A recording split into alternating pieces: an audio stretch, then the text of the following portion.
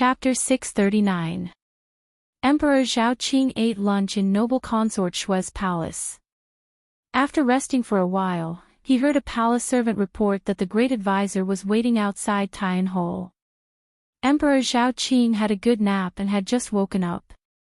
He was lying on his side on the bed and saw noble consort Shui sitting in front of the dressing mirror and combing her hair. Hearing that Zhu Muzhao wanted to see him, he closed his eyes to rest for a while before sitting up. He said to noble consort Shui, "Zhen will go and see. If you have nothing to do, why don't you take a walk in the imperial garden? Don't stay cooped up in the palace and wait." The women in the palace, when it was someone's turn to serve in bed, they would stay in the bedroom the whole day, not daring to take even half a step outside, for fear of delaying the emperor's arrival and losing his grace. When the emperor was coming, when he was leaving, he would not follow their wishes, so how could they dare to ask too much? Emperor Zhao Qing had spoken because he felt sorry for noble consort Shui and didn't want her to wait. In the past, she would have said something he liked to hear, politely declined, and then obediently waited in the palace. Noble consort Shui put down her comb with a smile and walked over to help him change. "I will listen to your majesty." But she had been well behaved for so many years and was tired. If she continued to endure, she wouldn't be able to convince herself. After Emperor Zhao Qing left, the chief palace maid Song Lan, who served noble consort Shui, came in with a copper basin. She saw her mistress sitting alone on the soft couch and laughing. She didn't know what she was thinking, but she seemed to be in a good mood. She secretly relaxed. Just now, the emperor had left in such a hurry that she thought something had happened and wouldn't be able to come tonight. Noble consort Shui saw her come in and returned to her senses. She gathered up the robe that Emperor Zhao Qing had put on her before he left and waved at her. "Go, bring over the newly prepared clothes for this season. Ben Gong will pick some. In a moment, we will go to the imperial garden to relax." Song Lan obediently went out to give orders. In less than 10 minutes, she had laid out all the clothes of various colors and materials in front of her mistress. After washing up and putting on makeup, noble consort Shui, who was dressed in a golden silk dress, was so beautiful that all the palace maids in the room lowered their heads and didn't dare to raise their eyes, for fear of being dazed by her beauty. Song Lan had already brought along a few competent palace maids and eunuchs. She had brought along tea, fruit, cushions, and utensils. She sent a quick-footed eunuch to clear the way and escorted noble consort Shui out of Zhongzui Palace. There was some distance between Zhongzui Palace and the imperial garden. Imperial consort Shui rode on a palanquin carried by 4 people on the way. When she met 2 groups of young concubines who came out to visit, she leaned against the side of the road and saluted. Only when imperial consort Shui's carriage was far away did she dare to leave. It didn't take long for the commotion to spread to all the palaces. When they reached the fork in the garden, the eunuch who led the way ran back. Song Lan saw the figure and frowned. She quickly walked up and pulled him to the side. She whispered, "Why are you so flustered? Is there anyone in the garden?" "Jia." The young eunuch panted and said, "This lowly one saw the Empress Jade carriage parked outside the garden."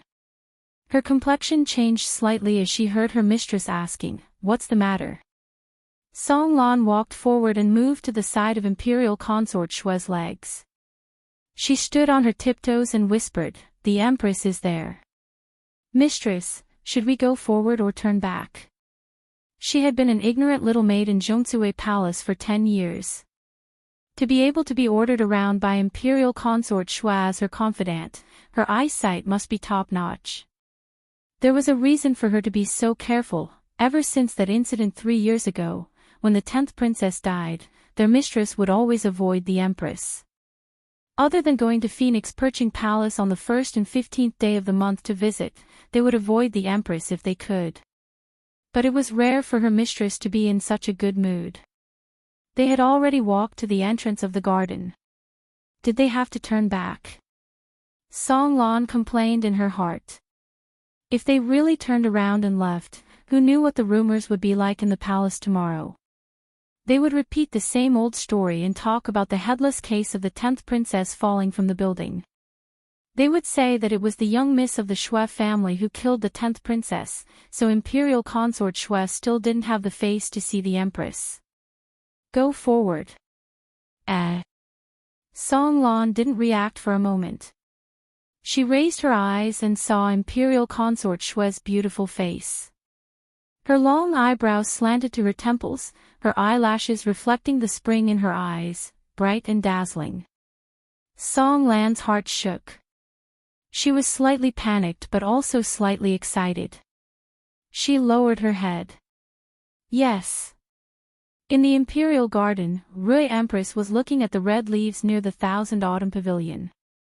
Sun Gui Ren, who had been favored recently, was sitting at the side. There were also a few beauties and Xiao Cheng below them. They obediently listened to their conversation, occasionally making a sound, covering their lips as they smiled.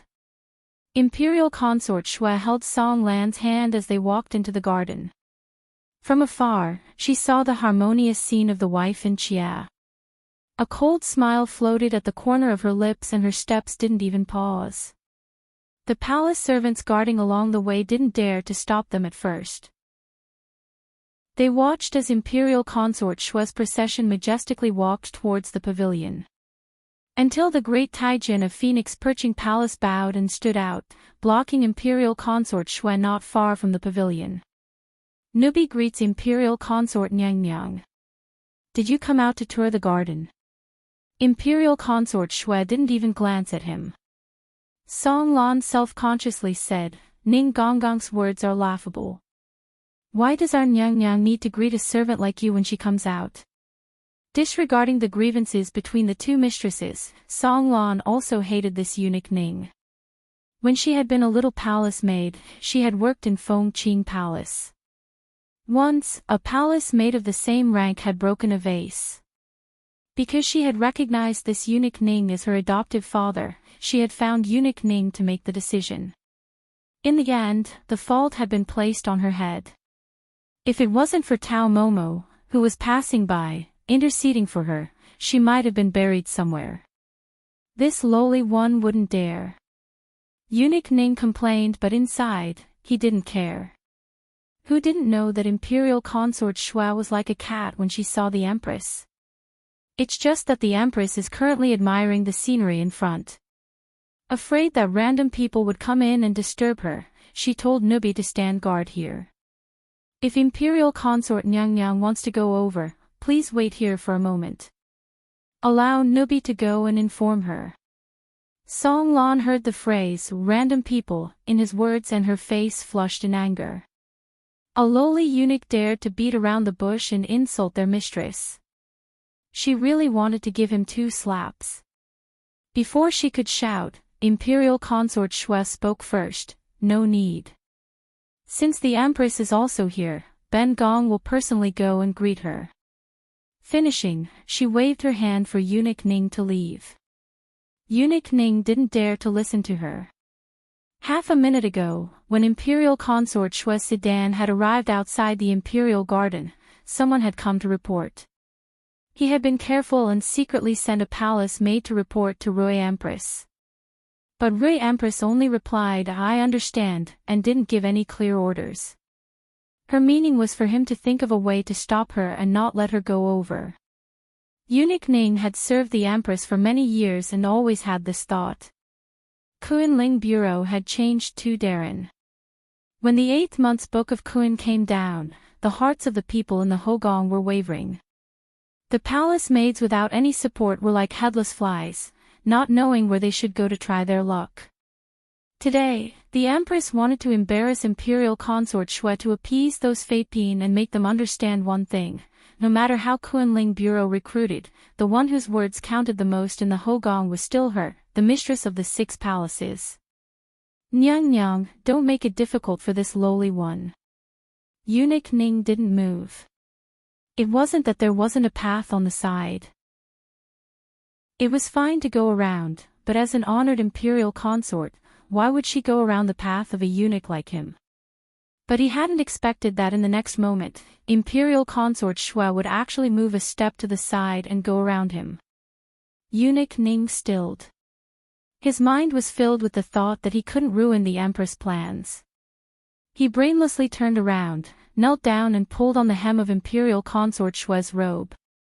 Imperial Consort Shui stumbled from being pulled by him. Song Lan hurriedly grabbed her arm to steady her. But seeing that he dared to pull on their mistress, she angrily kicked his shoulder and scolded harshly, "You dog!" This shout wasn't not loud. It caused all the Fapians sitting in the pavilion to jump in fright. It wasn't that no one had seen Imperial Consort Shui and her entourage walk over, but the Empress hadn't made a sound, so they had pretended to be deaf and dumb, waiting to see a good show. Who would have thought that it would be such an opening? Ah, what is this? Sun Gui Ren first gave a small exclamation, her large and watery eyes staring towards the south. Empress Rui's smile darkened. She gazed at the bright gold in the distance before standing and saying, "Go, follow Ben Gong to see." The group followed. When they arrived, they saw Imperial Consort Shui, who usually liked to smile, had a cold expression as she called for someone to support her. The head Taijin of Perching Tree Palace was trembling as he knelt on the ground. The people of Zhongchui Palace were all furious. It was possible to guess what had happened. Empress Rui frowned. She looked at Eunuch Ning, who was kneeling on the ground, and had an idea. She then raised her head to meet Imperial Consort Shui. The two's gazes met in the air, and the former asked first, "Who was the one making a racket just now?" Hearing Empress Rui's question, Song Lan voluntarily admitted, replying to Empress, "It was Nubi."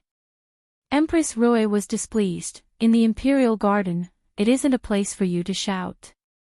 Song Lan was sullen, but she still knelt down. Nubi knows she was wrong. Empress Rui ignored her and said directly to Imperial Consort Shui, "Mimi, this palace servant has neglected discipline. Today, Ben Gong is a small one.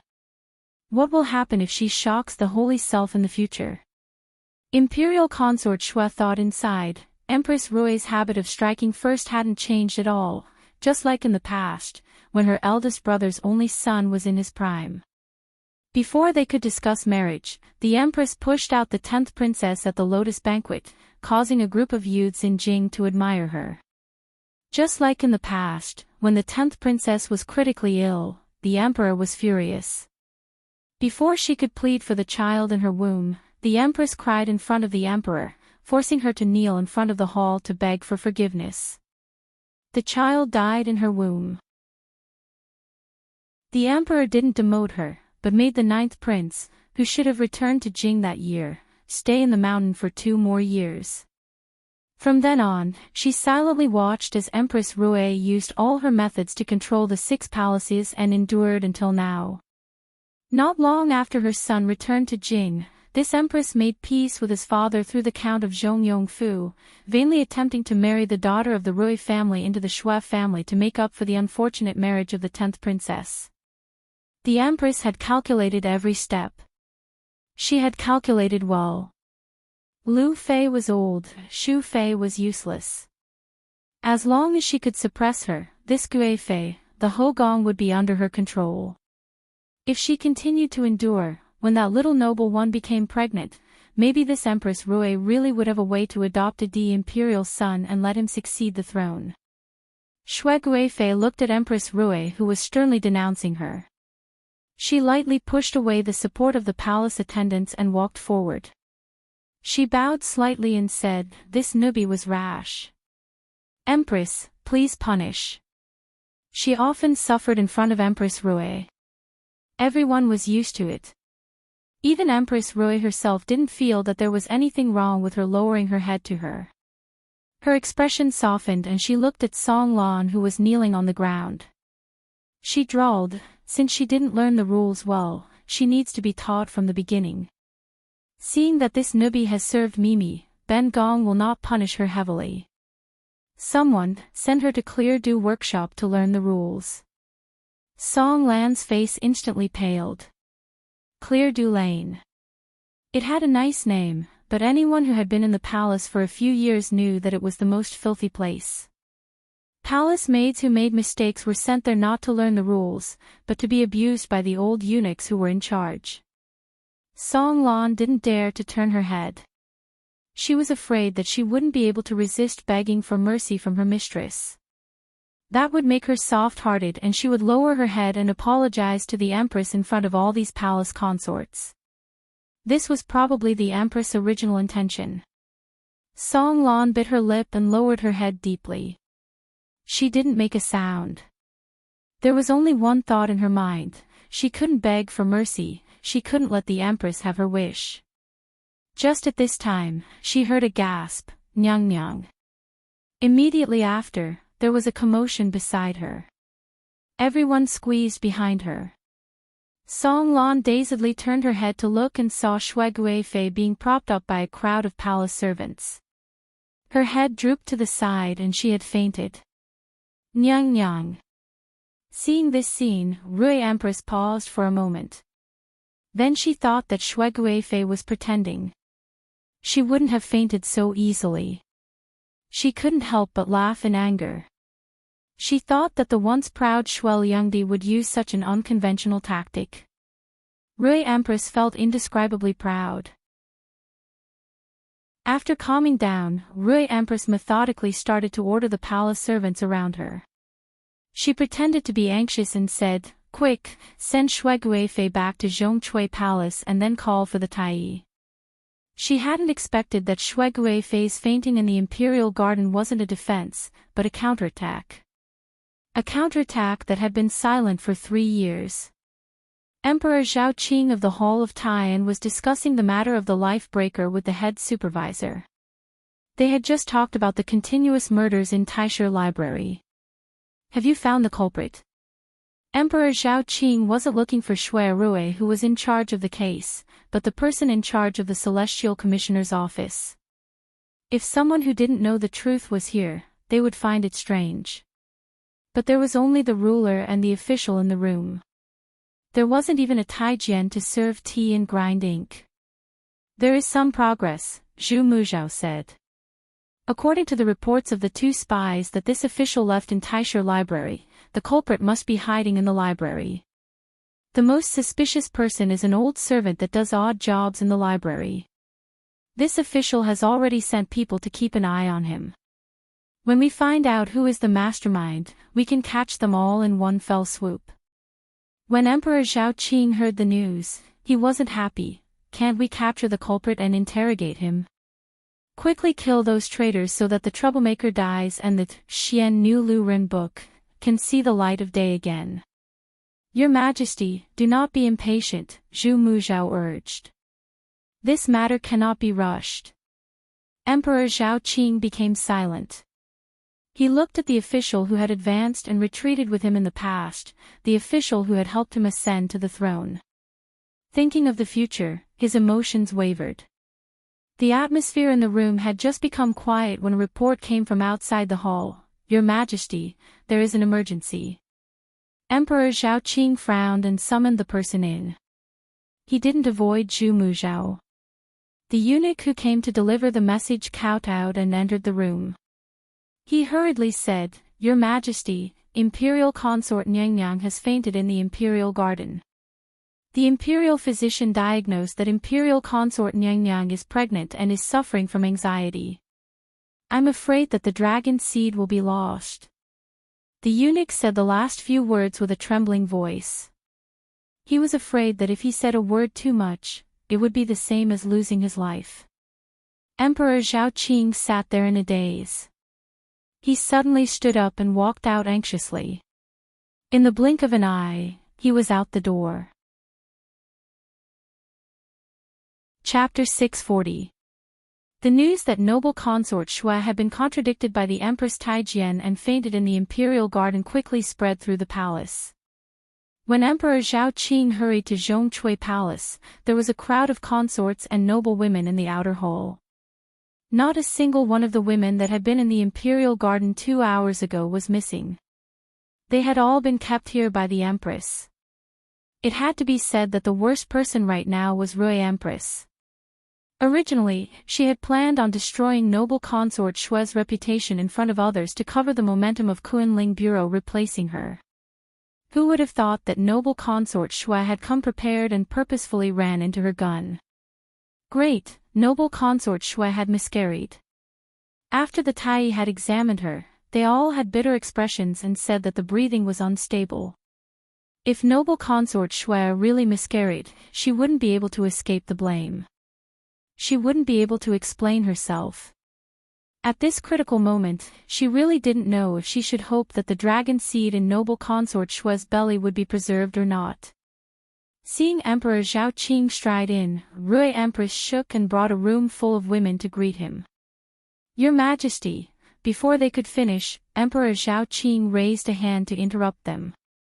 Ignoring them, he walked straight into the inner hall. Emperor Zhao Qing saw the unconscious noble consort Shue on the bed and called over the Tai and palace maids to ask what had happened. His face was so black it could wipe shoes. When Rui Empress saw him come out with a cold expression, she knew it wasn't good. Before Emperor Zhao Qing could question her, she blamed herself. Your Majesty, please don't be angry. That chamberlain that rudely offended Guifei's chamberlain, Chen Xia, already had people drag her away to be flogged. Speaking of this, Chen Xia is to blame. At the time, I was happily chatting with my Mimi in the garden and didn't notice Guifei had come. The people below didn't know that Guifei was delicate and stupidly blocked her path. That's why she was so angry. Sigh. Rui Empress sighed as she spoke. Sun Gui Ren, who was standing behind her, softly followed up, Yes, Your Majesty, how could we have known that Guifei Niangyang was pregnant? Normally, Rui Empress knew Emperor Zhao Qing's temper. 1. He liked the new and hated the old. 2. He hated people hiding things. With her explanation, it was more like noble consort Shue knew she was pregnant but hid it and purposefully ran to the imperial garden to cause trouble. With Sun Gairen's support, even if Emperor Zhao Qing blamed her, he wouldn't reprimand her in public. Who knew that after Emperor Zhao Qing finished listening to the two, his anger didn't subside but rose. With a wave of his sleeve, he brushed off the porcelain cup on the tea table. He said angrily to Rui Empress, She is a Guifei, and her rank is just below you in the Hogong. Yet she can't even stroll in the flower garden and has to endure the harassment of your servants. How absurd. Men, tie up all the evil servants of the Empress. Every one of them shall be flogged 20 times, no less. Rui Empress would never have thought that noble consort Shue hadn't run to the imperial garden on her own, but Emperor Zhao Qing had said it first. Now Rui Empress was going to say that something had happened to noble consort Shue because she had run to the imperial garden on her own. Wasn't that slapping Emperor Zhao Qing's face? Emperor Zhao Qing hadn't finished venting his anger when he turned his head to see Sun Gui Ren's aggrieved state. He didn't feel pity, but felt that she and Rui Empress were birds of the same feather. Just now, they had been trying to fool him. You are just a little noble person. Even if noble consort is pregnant, do I have to send someone to notify you beforehand? You really don't know etiquette, don't know what it means. From today onwards, Jin will move out of Xixia Palace. That is the place of Defei's palace. How can it be sullied by an immoral woman like you? Sun Gui Ren was completely dumbstruck. Move out of Xixia Palace, the emperor wanted to remove her position. Rui Empress was also frightened by Emperor Zhao Qing's outburst. Before she could react to save her, she had someone invite her out of Zhongcui Palace. Sun Gui Ren, who had knelt on the ground and cried for forgiveness, was forcefully dragged away by 2 strong palace maids. Zhongcui Palace was noisy for a while before quickly returning to silence. Emperor Zhao Qing returned to the room and sat down in front of noble consort Shue's couch. He held the soft hair hanging by her side and lowered his head to look at her bloodless face. He was dazed. This situation seemed familiar. 3 years ago, she had also been like this. She had mysteriously lost the child in her womb. He knew that the fault wasn't on her, but he couldn't even help her vent. He could only secretly visit her in the dead of night. As the emperor, sitting on the dragon throne, there were times when he had no other choice. Back then, when the 10th princess fell off a building and died unexpectedly, he had investigated clearly who had done this behind the scenes and framed the Shui family. His 7th prince, Lu Hao, had been so audacious as to scheme against his royal sister and murder his own kin. But he couldn't punish this bastard. Instead, he had to cover up his crimes and make the Shui family the scapegoat. This wasn't because he loved Lu Hao so much that he couldn't tell right from wrong, but because he couldn't go against the teachings of his ancestors. Other than the successive celestial commissioners' advice, few people knew that every new emperor would go to the imperial ancestral temple to listen to the teachings of the holy ancestor on the day he ascended the throne. He clearly remembered the most glorious day of his life more than 10 years ago. Wearing a dragon robe and imperial canopy, the officials bowed to him. He held a heart full of ambition and stepped into the imperial ancestral temple and knelt in front of the ancestral tablets. Emperor Zhao Qing's thoughts couldn't help but drift away. The storm in the palace wasn't deliberately suppressed. That night, the news leaked out of the palace. When they heard the news, the most worried was Empress Rui's family, the Zhongyong Count. Count Rui couldn't sit still. He immediately used the excuse that the countess wasn't feeling well to send someone to the junior supervisor Fu to find his eldest daughter, the wife of the junior supervisor, Ren Ruishi. As the eldest daughter, Rui Hongsha was more than 10 years older than her youngest sister, Rui Zizhu. She was twice her age. She wasn't as beautiful as her sisters. When she was middle-aged, she looked like a dignified woman. Her features were similar to Empress Rui in the palace. "Father, why are you in such a hurry to find me?" Ren Ruishi walked into the dining hall. Seeing her father's frown, she guessed, did something happen to the empress in the palace? Count Rui gave her a summary of what had happened in the palace this afternoon. Ren Ruishi finally knew the severity of the situation. Not only was noble consort Shui pregnant, she took the opportunity to attack her aunt, the empress. The emperor was so angry that he punished the empress's palace servants and even punished son Guiren, who had finally gained favor. Now, their plan to have the empress raise a stepson was ruined. Emperor Zhao Qing had been ill in recent years and the empress was childless. Her authority in the palace was declining day by day.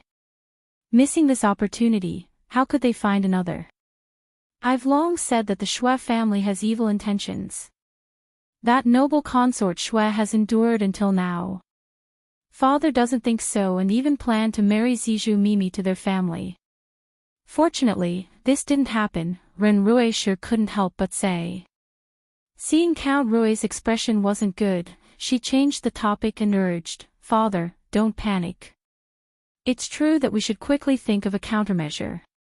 If this continued, no matter which prince Emperor Zhao Qing appointed as the heir apparent, as long as Ruishi still sat on the position of empress, the Count Fu would be a thorn in the other's side. Most likely, after the new emperor ascended the throne, the first thing he would do would be to attack the Count Fu. After that, there would be no place for the Rui family in the capital. Count Rui said, "Your aunt sent someone to send a letter. She has an idea to deal with the urgent matter and wants me to make a decision. I just can't decide whether it's good or bad, so I asked you to participate." "Then what does Auntie mean?" Count Rui raised his head to look at his eldest daughter and said, "Today, it seems that the emperor is biased towards noble consort Shui. It's hard to guarantee that there won't be some fence-sitters in court that will fall to the 9th prince's side tomorrow. Moreover, the 9th prince is about to get married. Among the princes, only Ning Wang has more prestige than him. However, Ning Wang is grounded in his mansion, allowing the 9th prince to outshine him. Your aunt wants us to think of a way to make Ning Wang leave the mansion early to suppress the 9th prince's power." Ren Ruishi immediately understood. It wasn't just the Rui family that couldn't tolerate the Shui family's rise in power. There was also Ning Wangfu. Go back and mention this to your son-in-law. Tell him about noble consort Shue's pregnancy. The Empress has been implicated because of this and your mother is ill. Ask him if he has any way to smooth things over, Count Rui instructed his eldest daughter. Even though his eldest son-in-law was inflexible, he was still a smart person. It might not be easy for him to abuse his power for personal gain, but in this situation, if he was asked for help, he definitely wouldn't refuse his father-in-law. As the adjutant of the Celestial Commissioner, Ren Qiming had the right to ask about the rewards and punishments of the imperial family. It wouldn't be difficult for him to have Ning Wang release his house arrest early. Ren Ruishe thought about her husband's cold face and then looked at her father's confident face. She hesitated for a moment before agreeing. After they were done talking about business, Count Rui asked his eldest daughter to visit his youngest daughter's room. He said with some hatred, "This girl, your mother slightly revealed that she was going to marry into the Shui clan, and she's already taken a liking to that brat Shui Rui. Now that the marriage has failed, she's actually hiding in her room without eating or drinking. What a good-for-nothing. Go teach her a lesson on my behalf. Turn her around as soon as possible, lest she embarrasses me when she goes out in the future." Ren Ruishe went to the rear courtyard to talk to Rui Zizhu. The sisters hadn't seen each other for a long time. When Ren Ruishe saw Rui Zizhu, she could see that she had lost a lot of weight. Her eyes were dark and she looked listless. She was shocked. "What's going on? How did you end up like this?" When she married out, her younger sister was still a baby. They didn't spend much time together, but the elder sister was like a mother. Every time Ren Ruishe obtained something good, she would never forget to send a portion to the Fu. When they saw each other, they would talk to each other gently. So when Rui Zizhu saw her, she couldn't help but cry. "Jijie, help me ask father why the marriage with the Shui family couldn't go through. What is wrong with me that he dislikes me?" The little girl was stubborn. Ren Ruishe had been young and could understand her feelings.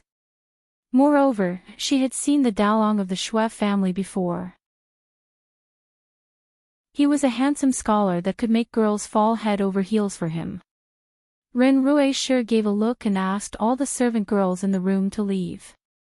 She closed the door and coaxed her, "Silly girl, you are beautiful and have been sensible since you were young. How could you be disliked by others? In my opinion, it is the Dalong of the Shui family who doesn't deserve you. Don't cry. Your little face is all wrinkled from crying." Madame Ren quickly appeased Rui Zizhu and called her personal servant girl to fetch water. She personally helped Rui Zizhu wash her face and said jokingly, "You've only seen that Shui Rui a few times and talked to him a few times. How would you know what kind of person he is? It's not to the point where you have to be a ruler. Believe it or not, if you don't think about him for a while and stop crying, it won't be long before you even remember what he looks like." Rui Zizhu's mind became clearer after crying. Hearing her elder sister's words, she didn't refute. She just said sadly, "You don't have to say nice words to coax me. I know it's my own wishful thinking. Eldest brother of the Shui family already has someone else in his heart. I just don't feel reconciled. How can I be inferior to him?" Chapter 641. The dragon fetus in noble consort Shui's belly was saved. Emperor Zhao Qing was overjoyed and sent a large pile of rewards to Zhongcui Palace. No matter how many women in the palace were jealous, Empress Rui was completely quiet. Emperor Zhao Qing forbade the people in the palace from talking too much about the shocking fetus in the imperial garden, but allowed her to summon her family members into the palace to talk. However, old Madame Shui had passed away and Prime Minister Shui's family was small in population. They didn't have many women. In the end, only Xiang Wang Fei and Shui's second Tai Tai, Xian Shi, were summoned into the palace. Prime Minister Shui lost his wife in his middle years and did not remarry. He had 2 sons and 2 daughters. In the eyes of others, the two daughters were good fortune. One was honored as a noble consort, the other as a wangfei. Madame Axian was summoned to the palace in a daze. When she heard the good news, her head felt heavy and her feet felt light as she walked out of the palace. When she got home, she repeated what the imperial consort had said to second master Shui. Nyang Nyang didn't mention anything else. She only said that we don't have to worry about the marriage of the eldest young master of the Fu. I didn't dare to ask. I thought, could it be that Nyang Nyang already has a candidate in mind and is just waiting for His Majesty to appoint the marriage? Second Master Shui was an assistant minister of the Ministry of War. He was about 40 this year. His face was pale and beardless, his body slightly plump. At first glance, he didn't look like someone who would lead troops, but more like a country gentleman. No one could tell that he had followed Prime Minister Shui to the southwest when he was 14 or 15. When Nyang Nyang said this, was Wang Fei present? Second Master Shui asked out of the blue. Yes. Xian sure looked at her master's expression and couldn't help but ask, didn't Taiguoi have intentions of marrying a girl from the Rui family to the eldest young master? Second Master Shui smiled indifferently, where did you hear that? Why would our family have a marriage alliance with the Count Fu? Xian sure stilled, didn't Taiguoi want me to investigate the character of Miss Siju and the Count Fu? A few months ago, during a family banquet, Prime Minister Shui called the two members of the second branch to him and mentioned that there was a young lady in the Earl's mansion who was yet to be betrothed. The implication was that he wanted Xians to pay a visit and find out what was going on. Prime Minister Shui's Fu was very different from other families. The main residence was managed by a few housekeepers. The second branch had moved out early to start their own business. So the Shui family only had women who could go out to socialize. Xian sure was the only one left. Even though the assistant minister's wife's status wasn't very high, Xian sure still went to the countess's mansion twice. She didn't see Rui Zizhu in person, which meant that she had brought Rui Zizhu with her. The countess didn't seem to be unhappy about it. But who would have thought that before the marriage could even be properly brought up, it would go down the drain for no reason? Second Master Shui glanced at her and said, who said that it must be done after you inquired? Didn't you find a few girls for Kwang Su? Do you want your son to marry all of them? Madame Xian's face reddened. She said defiantly, what are you talking about, master? How can Su be compared to his eldest cousin brother? Eldest young master is the eldest grandson who will inherit the family business in the future. How can we allow the marriage to be so casual? If the bride's family misunderstands, wouldn't they complain?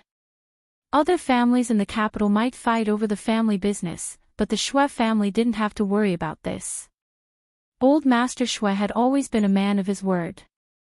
When his two sons started their own families, he kicked the younger one out and divided the family property. It was obvious that he wanted the eldest son to inherit the family business. Later, when the eldest son died, he didn't even mention the matter of bringing the younger son back to the Fu.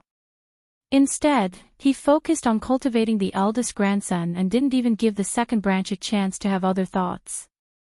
Such a simple and crude way of managing the family had once attracted the attention of all the rich families in Anling City. Of course, there were different opinions. Hee. Second Master Shui just laughed this time. He looked at his shrewd wife and didn't say anything. He was afraid that his extremely clever eldest nephew would mistakenly think that the old master really wanted him to marry the daughter of the Rui family so that he could marry into the Earl's mansion, settle the unjust case of the 10th princess falling off the building, and get along well with the Empress. But he had always known that this was impossible. Just because of this, his Guifei Mimi in the palace would never agree to this marriage. For their eldest brother's only son to marry the Empress niece, it was a fantasy. How could he not know how stubborn his eldest sister was?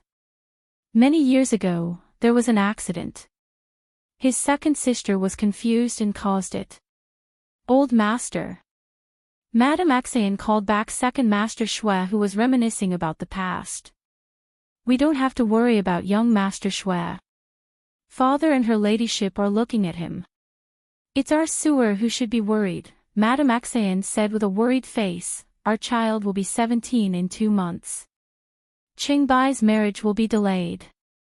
As the younger brother, how can he be one step ahead of us? Even if I want to look for a girl, I have to do it secretly.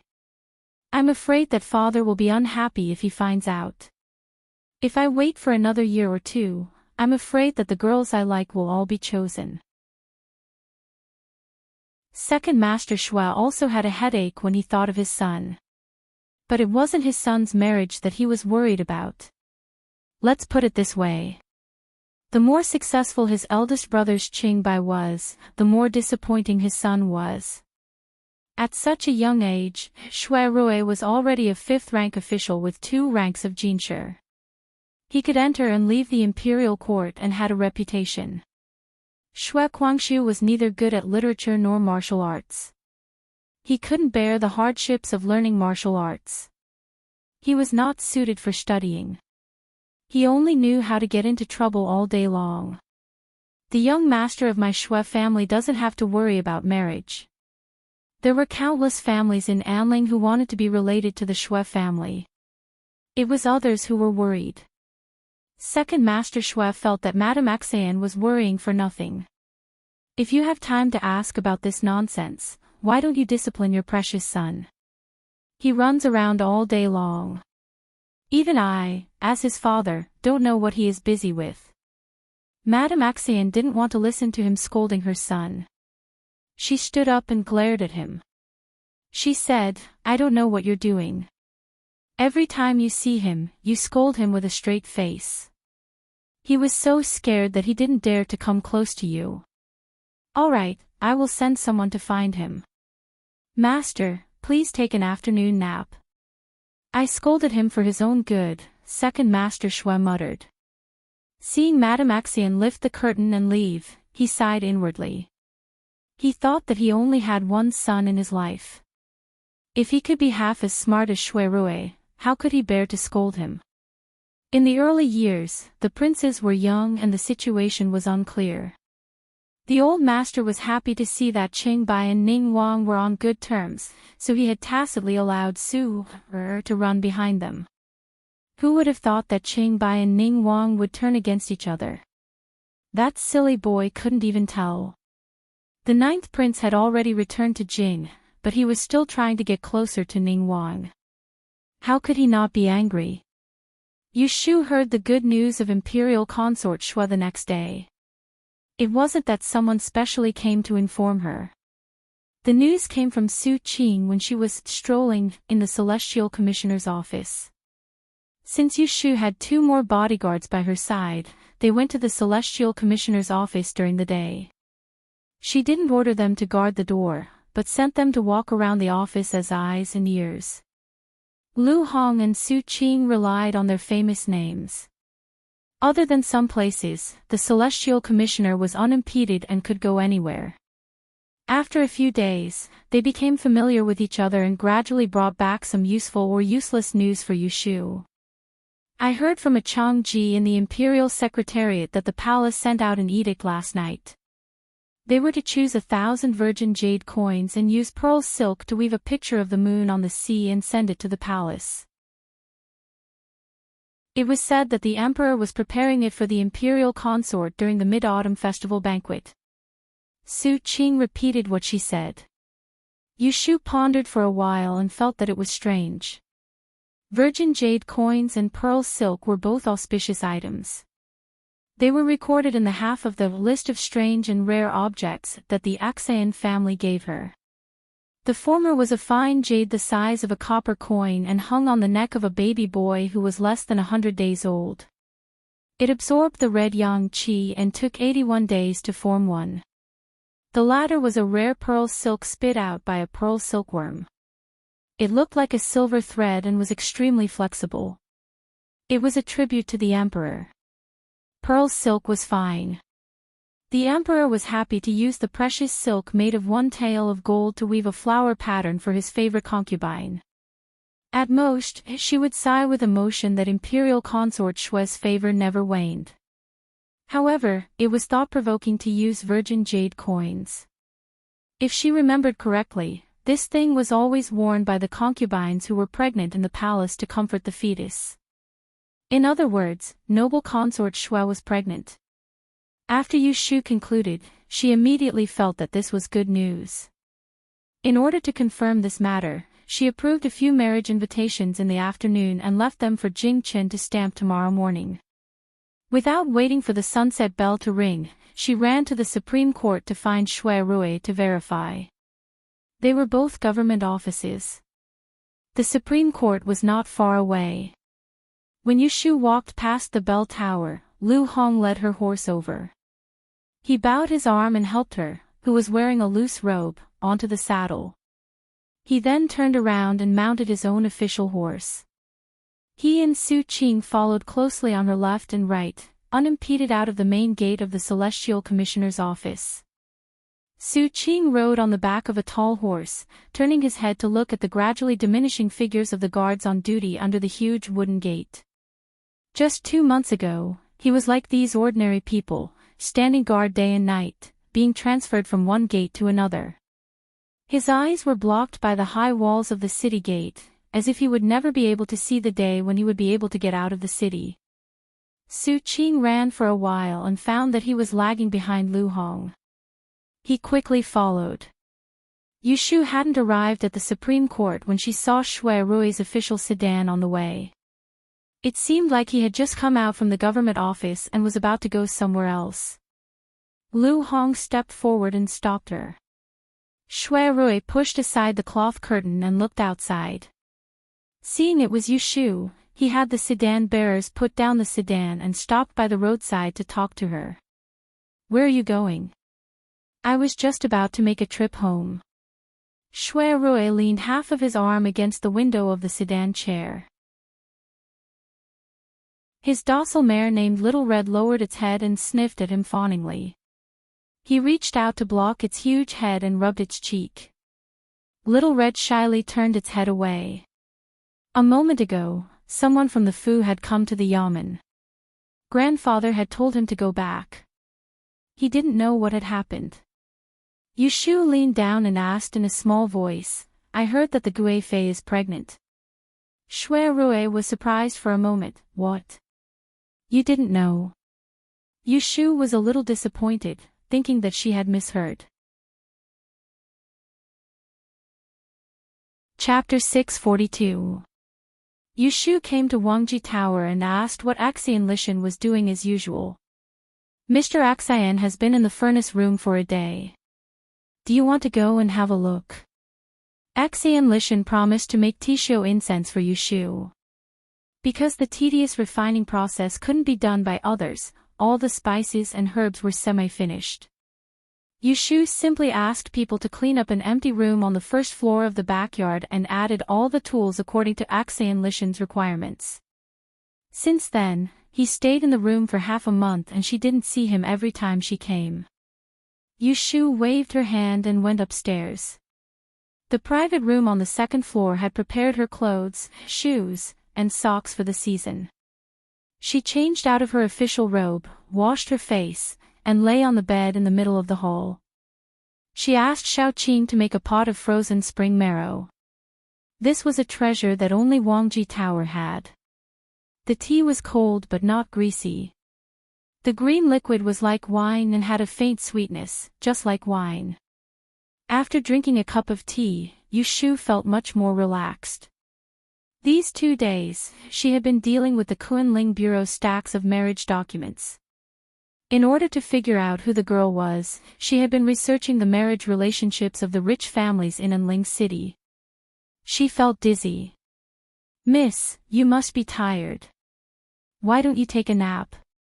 I'll wake you up when it's time for dinner." Xiao Dai squatted and massaged Yu Shu's legs. Seeing that Yu Shu's eyes were half closed and opened them from time to time, Xiao Dai persuaded her. Yushu thought about how Shui Rui had to return to the Prime Minister's residence and it would take at least night for him to return. Thus, she answered with an "n" and closed her eyes. Little Qing quickly went into the room to get a soft blanket and came out to cover Yushu with it. Shui Rui changed his clothes and hastily entered the study room. Only then did he realize that Shui Lingnan wasn't the only one waiting for him. Lu Tan was sitting beside the tea table by the window, and he raised his head and smiled at Shui Rui. Shui Rui stood in front of the door and raised his hand to salute.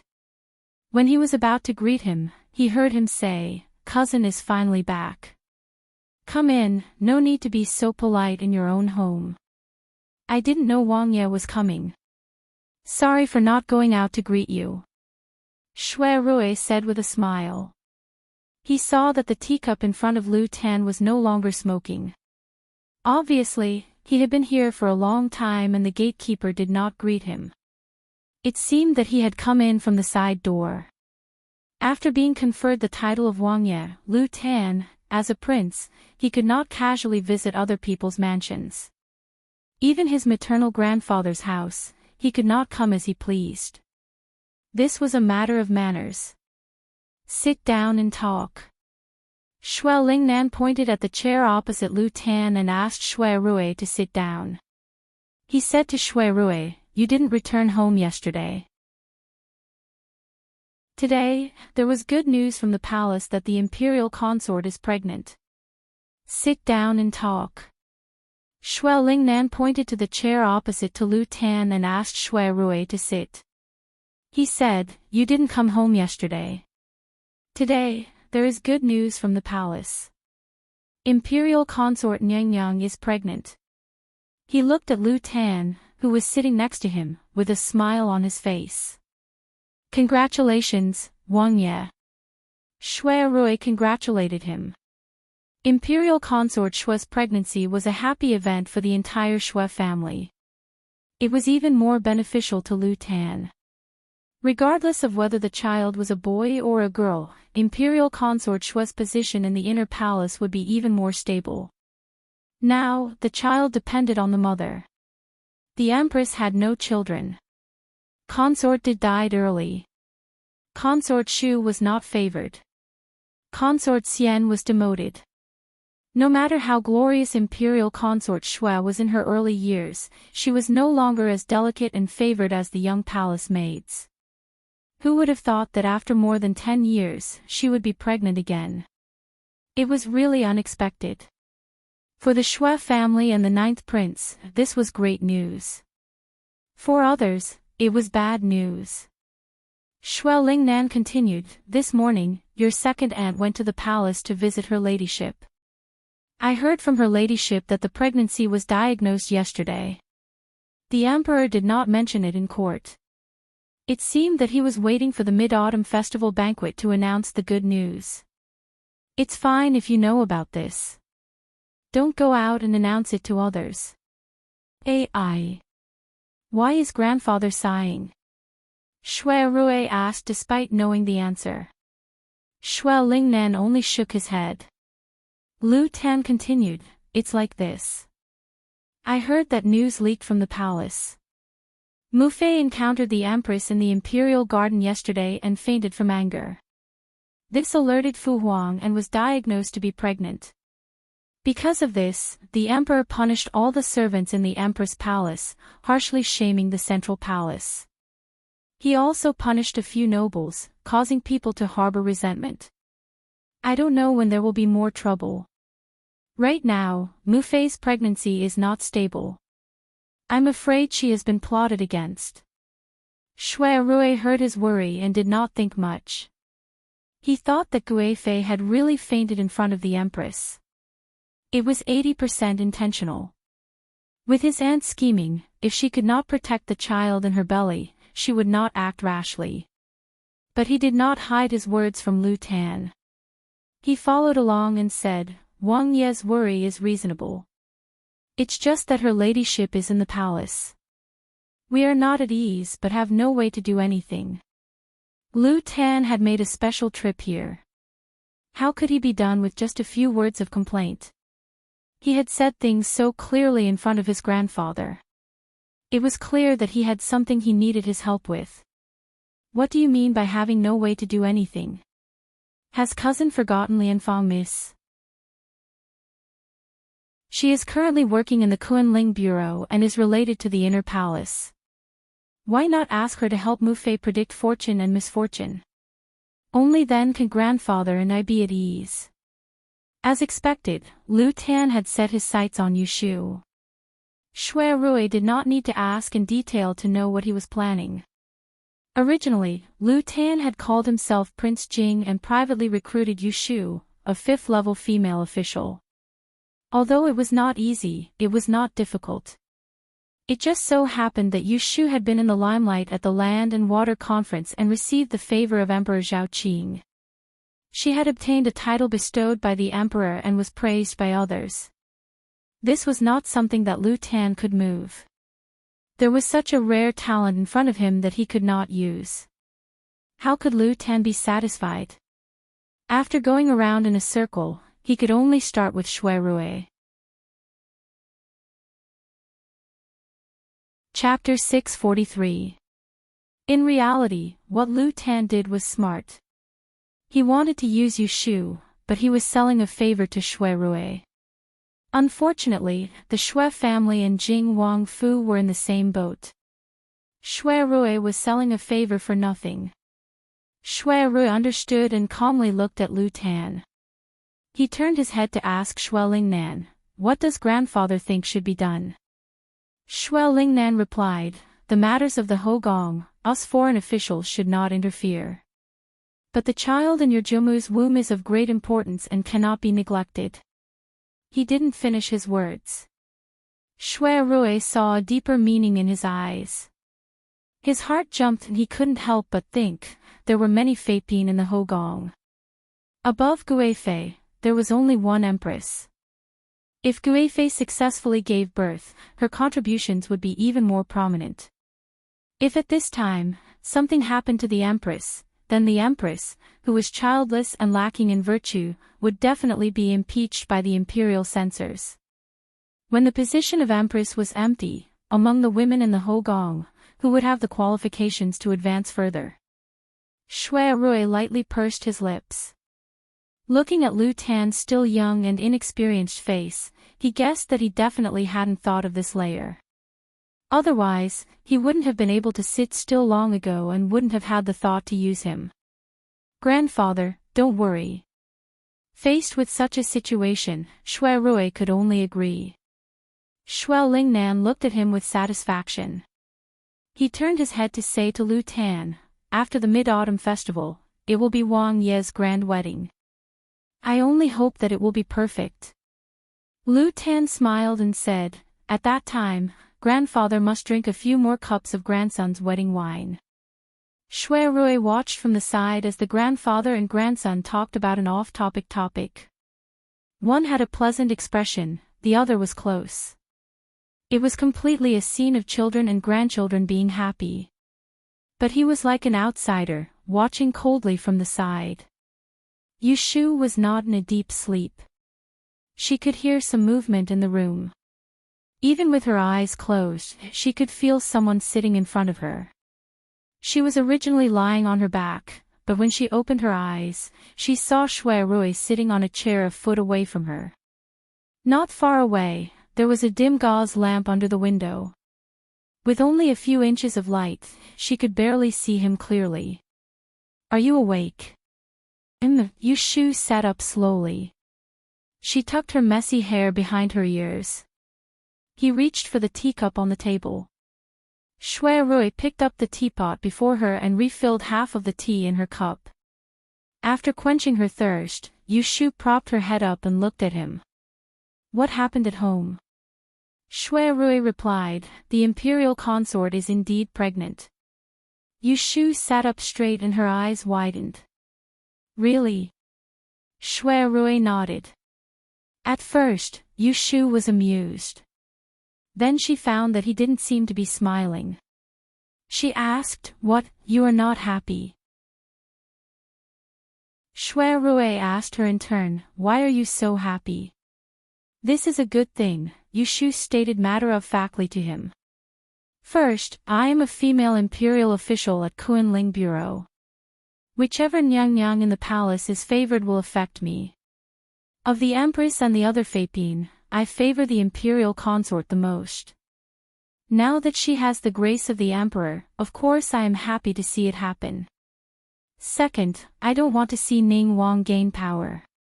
Of course, it's better if the 9th prince gains power. Hearing her honest words, Shui Rui sighed. You are really honest. Yu Shu poked him. It's your turn to speak. Why aren't you happy? Shui Rui could have used a roundabout way to tell her what Lu Tan had entrusted to him, and first made it clear that he was in a difficult position and that he had no choice. He did not want her to think that he had any intention of doing anything for her, but he did not. He told her just as plainly, I want you to help divine fortune for the imperial consort and ensure the safety of the child in her womb. The people outside all thought that she could predict life and death. Only he knew her background. What she was truly skilled at was determining fortune and misfortune. Shui Rui was more confident than Lu Tan. As long as she was willing to put effort into this matter, then the child in the imperial consort's womb would be safe. Absolutely safe. Also, this was a shortcut. A shortcut that could free him from the heavy shackles that were the Shui family. Yu Shu considered for a moment before agreeing. Yes, I want to know the imperial consort's birthday. Tomorrow, I will divine for her until she gives birth. She readily agreed. Shui Rui didn't feel relaxed. He said in a low voice, think carefully. Participating in this matter is different from you agreeing to tamper with the Book of Kun. Yu Shu didn't understand the hidden meaning in his words. In her opinion, these two things were both to help imperial consort Shui. What difference could there be? Shui Rui patiently explained to her, once you start to divine for the imperial consort and find out that someone is plotting against her, I want you to tell me the details as soon as possible. Think about it now. Who doesn't want to see the imperial consort give birth safely? Prince Ning. The first person that Yu Shu thought of was the two-faced dog lord. If you can know in advance when Prince Ning will make a move, how much chance do you think you can make him go for wool and come home shorn? Yu Shu's eyes brightened. This was the drama where Prince Ning failed to send someone to harm the imperial consort. After the matter was exposed, he was stripped of his title and driven out of the capital by the emperor in a rage. 3 years ago, there was no evidence that Prince Ning framed the 10th princess.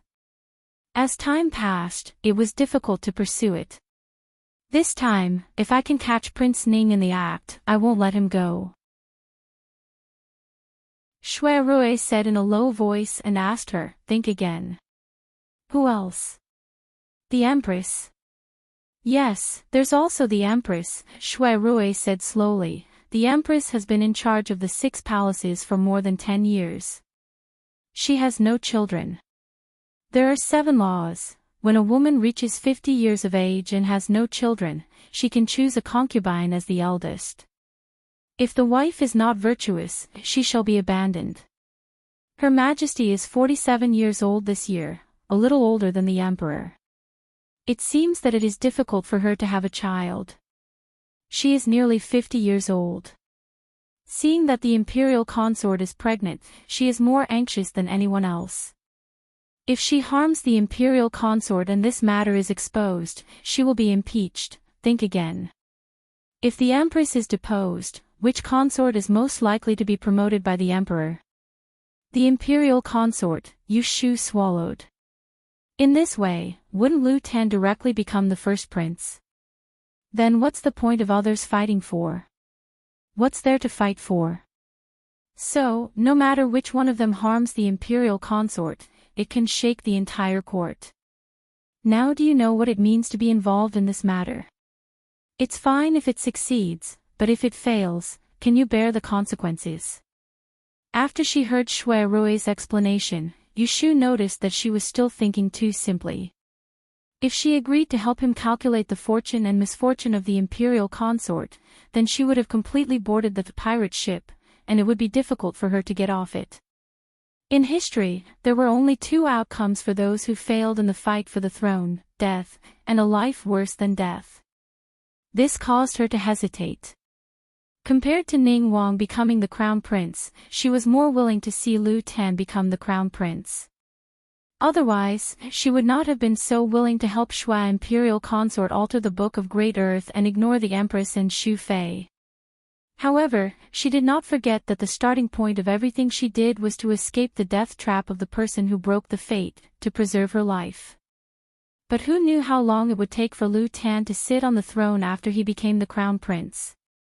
It was hard to say whether or not the emperor would deal with her in this period of time. Whether or not Lu Tan would become the crown prince, whether or not he would become the emperor in the future. In the end, it could not determine whether or not she could keep her little life. Was there a need for her to take such a risk for an unnecessary matter? If it was someone else, they would definitely consider this question for a few days, but for Yu Shu, who often toyed with probability, it was just the time it took to drink a sip of tea. Dagu, you don't have to scare me. I'll do it. Come, let's clap hands and agree. Whoever regrets is a bastard. One of her principles was, rather than waiting for death, it was better to take the initiative and attack. Furthermore, she had confidence in Shui Rui. She could divine the mastermind who wanted to harm Gui Fei, so Shui Rui would definitely be able to make them reveal their true colors. At this time, Yu Shu was still sitting on the soft couch. Her hair, which had just woken up, was loose and disheveled. A tuft of it was sticking up on the top of her head. Her serious appearance of raising her hand and swearing was very silly, but in Shui Rui's eyes, it was extremely cute. Paw. Shui Rui raised his hand and lightly patted the center of her palm, causing a clear sound to resound out, yet he didn't retreat and instead seized the opportunity to hold her entire palm before moving it close to his face and pecking the back of her warm hand, and then he said with a chuckle. Chapter 644. On August 12th, Yu's mansion hosted a banquet. Baochang Street was crowded with people. Most of the guests had arrived at dusk. Fortunately, Shui Rui had arranged 20 diligent servants for her in advance. Otherwise, she would not have been able to receive all of them. After the Water and Land Conference, Yu Shu became famous. In just a month, even the common people knew that there was a messenger meowing in the court. She had learned the skills of immortals and could summon the wind and rain to help the current sage. There were countless dignitaries in Anling City who wanted to see Yu Shu, but only a few actually got to see her. Therefore, when there was an opportunity like today, those who got the invitation would not be absent, and those who didn't get the invitation would think of ways to smuggle in. The number of guests was much more than what Yu Shu had expected. In the end, she had no choice but to add 20 tables at the last minute to accommodate all of them. He Fangji and Pei Jing were helping her to entertain the male guests in the front courtyard while Shui Rui introduced them one by one. Xan Lu came in advance with her mother, second Madame Xan. Before she got married, second Madame Xan was the daughter of the Dong family of the Imperial College. She came from a family of scholars and was very popular. Even without the title of honorary lady, it was enough for her to accompany Zhao Hui to entertain the womenfolk who came today. After all, Yu Shu's seniority was there. There were not many female guests today. The one with the highest status was Yu Shu's boss, the wife of Celestial Commissioner Ren Qiming, who had the title of honorary lady, Madame Ren Rui. The matrons of the various families had all done their homework before coming and knew a thing or two about Yu Shu's background. They knew that the amiable-looking and restrained Madame He in front of them was the adoptive mother that Made Yu had adopted, not her biological mother. Most of them chose to play dumb because they didn't see Yu Shu's mother. There were also some who were quick with their words. Why didn't I see Madame Yu on such a good day? The room, which was filled with laughter, suddenly became quiet. Zhao Hui was a little slow. When everyone was looking at her, she said with a fake smile, Xiao Yu's mother got a cold yesterday when she went out to the garden. She only took the medicine after prescribing a prescription. She's resting in her room now. Most of the people could tell that this was a perfunctory excuse. Of all times to be sick, she had to be sick at this time. However, when they thought about the identity of this Madame Yu, they realized that she seemed to be a concubine of the down-and-out Yi Shuiji family. It was very unpresentable.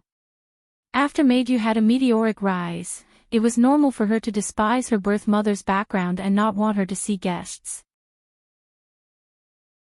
Madame Axayan immediately came out to smooth things over. She got sick early in the autumn. She needs to take good care of herself. Otherwise, she won't be able to stand it when the weather turns colder. Everyone nodded in agreement. Originally, the matter was already over, but there was someone who didn't want to let it go. Speaking of Lady Yu, I met her once at Assistant Minister Yin's residence a few months ago. Zhao Hui looked at the woman sitting at the head of the table. She remembered that second Madame Axayan had just introduced Madame Ren to her. This Madame Ren was a third-rank lady of honorary title, so she couldn't neglect her. Zhao Hui didn't know how to answer, but someone else answered for her. It was the one who had asked about Aunt Chui just now. So, Lady Yu and Assistant Minister's wife are familiar with each other.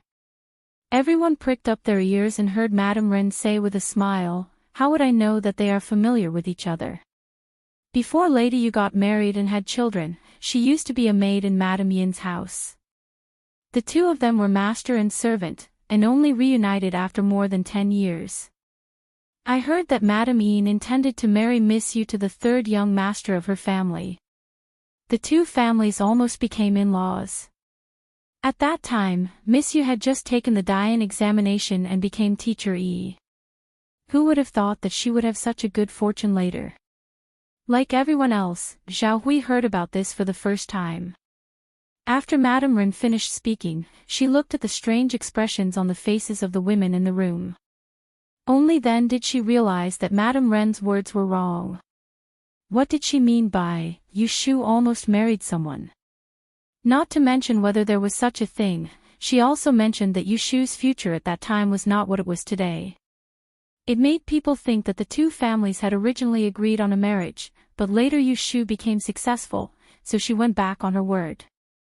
After hearing Madame Ren's words, Yu Shu almost became a villain who forgot her roots for power. If these words were spread out, how could she talk about marriage in the future? Zhao Hui was an emotional person. When she came to her senses, she instantly blushed with anger.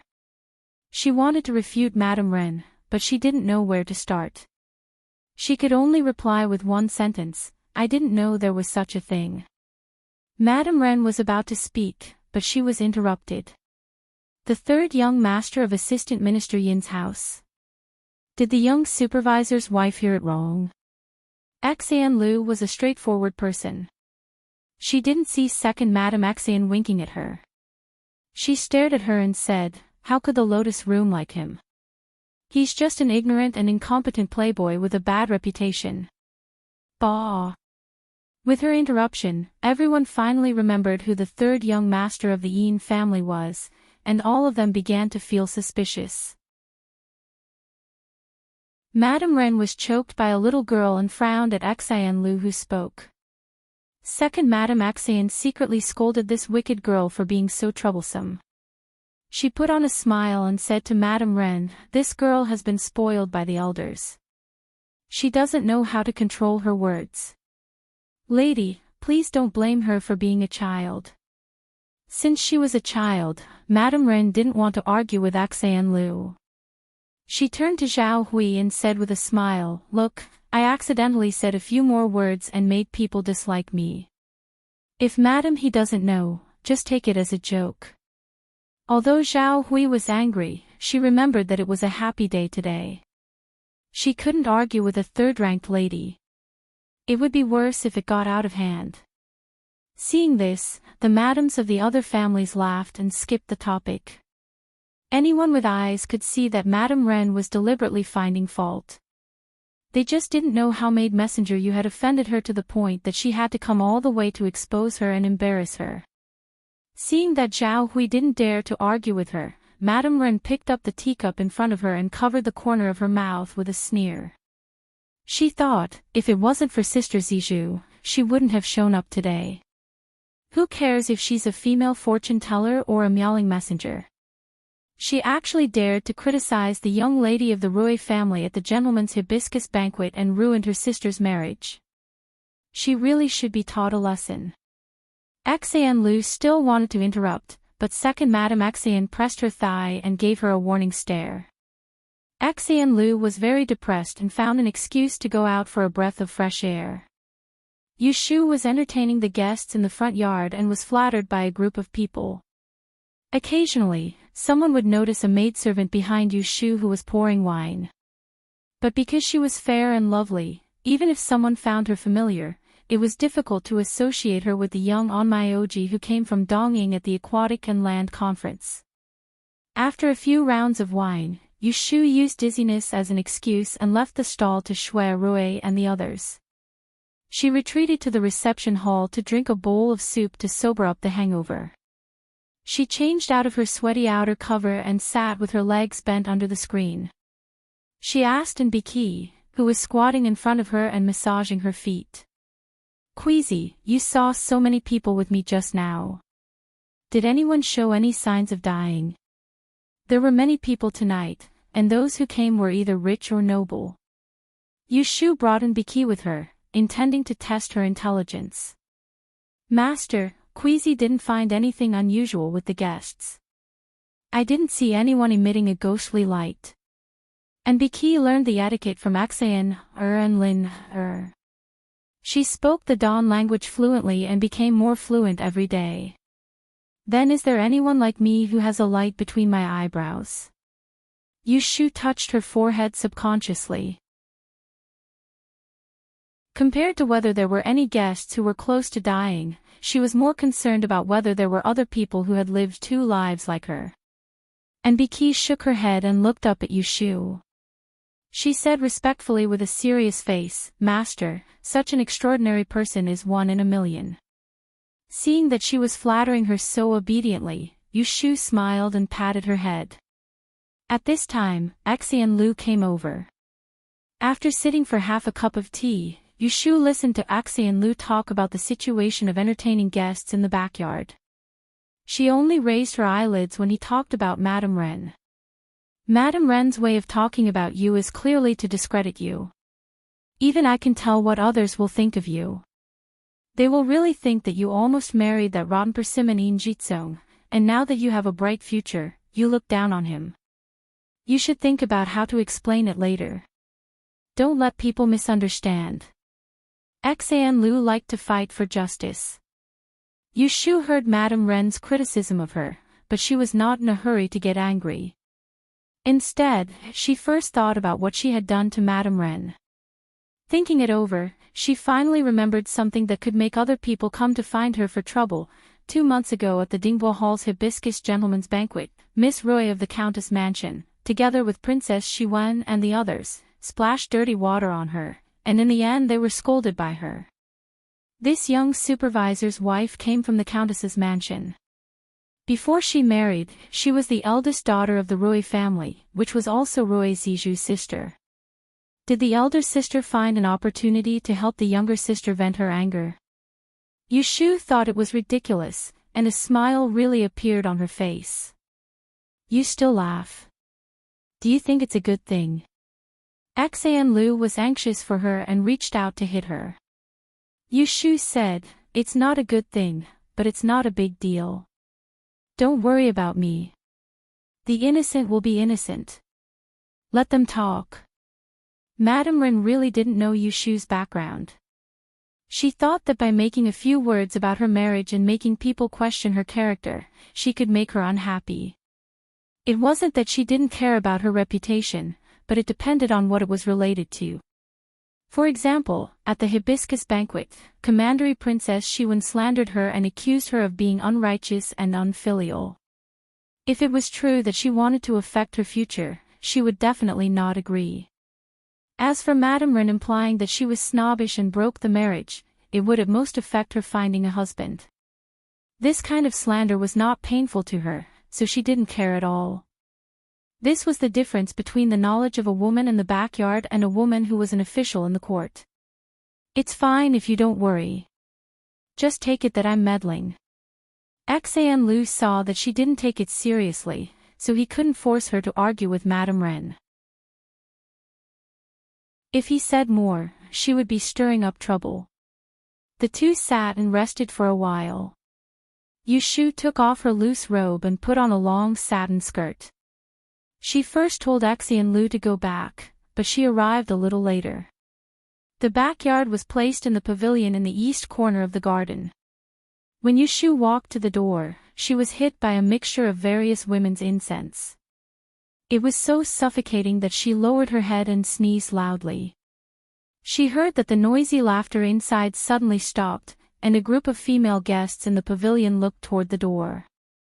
Yu Shu covered her nose and raised her head with a smile. She raised her hand and bowed to the crowd. Thank you, madams, for coming to congratulate this little girl today. Please forgive me if I have not been a good host. Chapter 645. Yu Shu only stayed in the backyard for a short while. She greeted the womenfolk and then went back to the front. This made Madame Ren, who wanted to quarrel with her, lose her plan. Madame Ren had long heard that this female fortune-teller was unwilling to be at a disadvantage. She even dared to scold royal Princess Shiwen. Madame Ren thought that if someone went to learn from Yu Shu, she would definitely not let it go. The bigger the trouble, the worse her reputation would be. Unexpectedly, Yu Shu came in a hurry and left in a hurry, as if she didn't know that someone was talking behind her back. Second, Madame Xian saw that Yu Shu smiled and greeted all the high-ranking women present, and then left as if nothing had happened. She secretly breathed a sigh of relief. Then Xian Lu came back and quickly pulled her daughter to the corridor and whispered, "Where did you go just now? Mother told you to remember that you can't repeat what Madame Ren said to Miss Yu in front of her." These words could only be told by family members. If others said half a word, it would be deliberately stirring up trouble. Xian Lu said carelessly, "Why didn't you say it earlier?" "I already told her." Second, Madame Xian choked and slapped her back. "Who told you to speak too fast?" Xian Lu gritted her teeth in pain, but didn't dare to make a loud noise. She looked at her mother with grievance and was unconvinced. "I'm the best friend of the Lotus Master. Why didn't I tell her when someone said bad things about her behind her back?" Second, Madame Xian couldn't do anything to her. It wasn't easy to educate her at home, so she could only wait until they went back to deal with this wicked girl. Thinking of Yu Shu's normal expression just now, she said to Xian Lu with disappointment, "Learn from others. You only know how to play all day long. You don't have a good memory." After Yu Shu held a big housewarming banquet, there were more voices in the capital talking about her, the female official. People's focus was obviously different. Some people praised official Yu for her cheerful personality and eclectic personality. Some people secretly criticized her for not being dignified enough and not having the cultivation of a woman. Some people envied Yu for holding an important official position at a young age and that women were not inferior to men. Some people ridiculed her for being too shrewd and arrogant. In short, it's a mixed bag. There was also some gossip mixed in. It was said that female envoy Yu's mother had been a maidservant in Prime Minister Yin's household and was the mistress of the current Assistant Minister Yin of the Ministry of Revenue. After they reunited, Lady Yin didn't mind female envoy Yu's pitiful life and arranged a marriage for her youngest son. At first, female envoy Yu was greedy for power and had agreed. Who would have thought that in just a few months, she would enter the court and gain the favor of the emperor? She looked down on the ignorant and incompetent young master of the Yin family and went back on her word. Before this gossip reached Yu Shu's ears, Madame Yin, who had heard the news, was furious. Assistant Minister Yin wasn't invited to Yu Shu's housewarming banquet, so Madame Yin naturally didn't attend as well. However, there was no harm in some busybodies running to her for confirmation. When Madame Yin heard that her precious son was placed together with the daughter of that lowly person and was even said to be the daughter of her family who refused to let go of the girl, and in the end, she was despised. Even though she knew it wasn't the truth, she was still furious and said without thinking, "That kind of lowly person who shows her face in public doesn't even have enough status to be my son's concubine." At that time, she was really muddle-headed to find her son a capable wife who could control him and was easy to manipulate. Madame Yin was so regretful that her teeth itched. Seeing her change in attitude, the busybody quickly found an excuse to leave. However, Madame Yin's anger wasn't appeased. No matter how bad her youngest son was, he was still her biological son. How could others look down on him, especially when he was born out of wedlock by a maidservant? People's thoughts were so strange. There was a kind of preconceived notions. For example, there was a beggar on your street who had been begging for food with a broken bowl for more than 10 years. Then one day, he passed by your door on a big horse in bright clothes and said hello to you. No matter how you greeted him with a smile on your face, you must think in your heart, "Humph, he's just a stinky beggar. What's there to show off?" Aunt Chui, who used to be Madame Yin's maidservant, was this stinky beggar in Madame Yin's mind. No matter how good her daughter was, there was always a lingering sense of superiority in Madame Yin's heart. Therefore, after hearing the rumor, Madame Yin selectively ignored Madame Ren, who used her family as a scapegoat. Instead, she blamed Yu Shu and her daughter who didn't know what was good for them. Near the Mid-Autumn Festival, Assistant Minister Yin couldn't get away from the Ministry of Revenue and didn't return home for 2 days. Madame Yin inquired about the address of the Yu's mansion. Without discussing with him, she took advantage of the evil atmosphere and sent someone to Baochang Street to find Aunt Chui to talk about the old days. At the same time, she invited a few ladies and madams who were on good terms to her home for tea. Speaking of which, concubine Chui wasn't able to come out on the day of the banquet at the Yu residence to show off her prestige as the mother of a high-ranking official, so she had been holding back her anger and privately complained to Yu Xiaoxiu. "What's there to be afraid that I'll be shy and make a fool of myself in front of the guests? I think your sister just dislikes me as her mother and doesn't want me to come out to meet people. She told me the truth so that I can go back to my small courtyard and don't make things difficult for her." Of course, this was just a casual remark. Being able to live in this big house as a proper madam and enjoy the treatment of being surrounded by people, Aunt Chui was very unwilling to go back to the past. There was only one bad thing. Yu Xiaoxiu had to go to school every day and went to find Zhao Hui, who was always looking after the child. They didn't go out at all. She didn't even have someone to gossip with. Therefore, when Madame Yin's servant found the gatekeeper of the Yu's mansion and asked someone to go in to inform her, Aunt Chui received the invitation and almost happily asked someone to reply. Aunt Chui freshened up and sent a little servant girl, Xiang Sui, to the front to find someone. When Zhou Hu, who was the steward in the front yard, heard that Madame was going out, he didn't dare to neglect. He immediately asked someone to tie a stable mule cart and chose a clever manservant to follow. Aunt Chui sat in the cart happily and said to Xiang Sui, "You girls only think that I'm a disgrace. Even the wife of the assistant minister came to me for tea."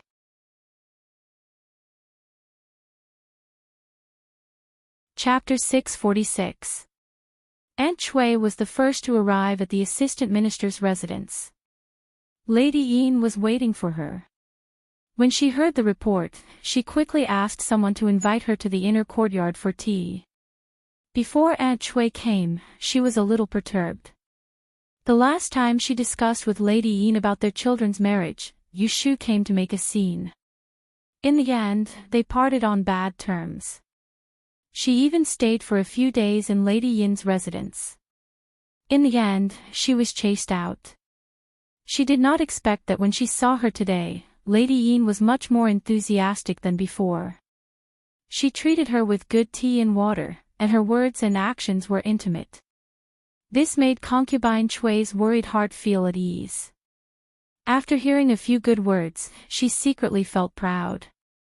She did not get married to an ideal husband, but she gave birth to a good daughter. Now she was a proper wife. Yin Furen first complimented Chui Yinyang's golden hairpin and silk dress, and then sighed with emotion that things remain the same, but people have changed. Next, she mentioned Yu Shu. Your daughter is really not an ordinary person, even His Majesty praised her and bestowed her with special honor. You, a girl, really, even 10 sons of other people can't compare to you. That day, I had the intention to become in-laws with you. Now it seems that I really have climbed the social ladder. Your daughter is probably the son of a prince or prime minister. Only then will she be a good match. After hearing this, Aunt Chui was stunned and then happy. She was stunned because she did not expect that her unfilial daughter would think that a son of an assistant minister was too low. Happy because she could have a son of a prince as a son-in-law. Sister's words. Aunt Chui was so excited that she blushed and stuttered, "Are you trying to make fun of me?" A trace of disdain flashed across Lady Yin's eyes. She smiled and said, "Am I someone who speaks without thinking? I said it and you don't believe me. Wait, I have a few guests here to chat about tea. If you believe me, I will help you find out which noble son in Anling City is still unmarried. I will let you choose a good one." Aunt Chui looked hesitant. Madame Yin was a little displeased. "Why? Don't you trust me?" Aunt Chui hurriedly shook her head and said with some grievance, "Madame doesn't know. That girl has a big mind and doesn't like me to make decisions for her. Last time, she was angry with me. I'm afraid that if I act on my own this time, I'll make her angry again. Why don't you wait for me to go back and ask her for her opinion?" Mrs. Yin let out a laugh and said, "Look at how impatient you are. I'm only helping you to inquire, but it's as if I want you to bring a son-in-law home today. Girls are all thin-skinned. How can they find their own in-laws? Why don't you prepare for her first? It won't be too late to ask her when there's some progress." When concubine Chui heard this, she hurriedly agreed. After dinner, Yu Shu heard that Aunt Chui had gone out during the day.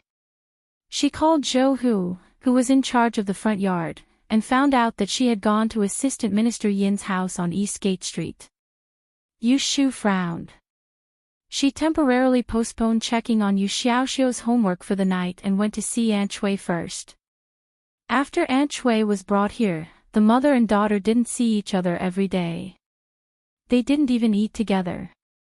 Even Yu Xiaoxiu abided by filial piety and came to see her every night after school or when he came back from the medical center. Aunt Chui was trying on new clothes in the room. She wasn't allowed to show up at the government banquet the day before yesterday, so Yu Shu gave her a box of expensive hairpins and beads. At this moment, she held a long green jade bead bracelet and gestured it on her body. Suddenly, she heard Xiang Sui call, "Miss," behind her. She turned around and saw Yu Shu standing at the door looking at her. She felt guilty and almost dropped the thing in her hand. "Did mother go out today?" Yu Shu didn't question her. She wanted to maintain a peaceful relationship with her birth mother. Towards the simple-minded Aunt Chui, her minimum requirement was to not cause trouble for her. "Ah, yes." Aunt Chui turned her head to put the bead bracelet back into the jewelry box. She didn't want Xiang Sui to see the uncomfortable expression on her face. "Where did you go? Did you buy anything on the street? If you ran out of money, I'll ask Lin to send it over later." Aunt Chui wasn't stupid enough to think that she could hide where she went during the day from Yu Shu. She squeezed a smile and said, "Assistant Minister's wife invited me to have tea. I stayed at her residence for a while and hurried back." Yu Shu pretended to be surprised. "Assistant Minister Yin's residence? I was chased out by him last time and fell out with him. Why are you still in contact with him?" Aunt Chui said unhappily, I didn't ask anyone to chase me out. It's all your fault. Seeing that Yu Shu was frowning in displeasure, she didn't dare to continue to blame her. She didn't even dare to mention that Lady Yin had given her advice. Yu Shu asked a few more questions. Aunt Chui only said that Lady Yin had invited her to have tea and complimented her on her clothes and jewelry. As for how she met and spoke with the other Furens, she didn't mention a word to Yu Shu. Yu Shu could tell that Aunt Chui was hiding something and knew that she wouldn't be able to get the truth out of her. She glanced at the young maidservant who was hiding in the corner, obviously afraid of her, and left with her people. Aunt Chui thought that she had escaped her interrogation and secretly rejoiced. Who would have thought that just as she fell asleep that night, Xiang Sui, who was guarding the door, was called away. In the east upper room, Xiang Sui trembled as she stood in front of Yu Shu with her head lowered. She whispered about Aunt Chui's visit to the assistant minister's residence during the day. Madam first met Lady Yin. The two of them drank tea together. This servant was asked to leave. Not long after, a few other Furens came. I don't know what they said. They stayed for about an hour until the sun set. Then Madam was sent out by Lady Yin. Yu Shu understood that this girl had been beaten last time and didn't dare to coax her. Seeing that she couldn't say anything, she asked someone to bring her out. She thought that she might have been overthinking this time. That Lady Yin probably wanted to repair her relationship with Aunt Chui, so she held a tea party to invite her. No matter how stupid Aunt Chui was, she wouldn't collaborate with others to harm her.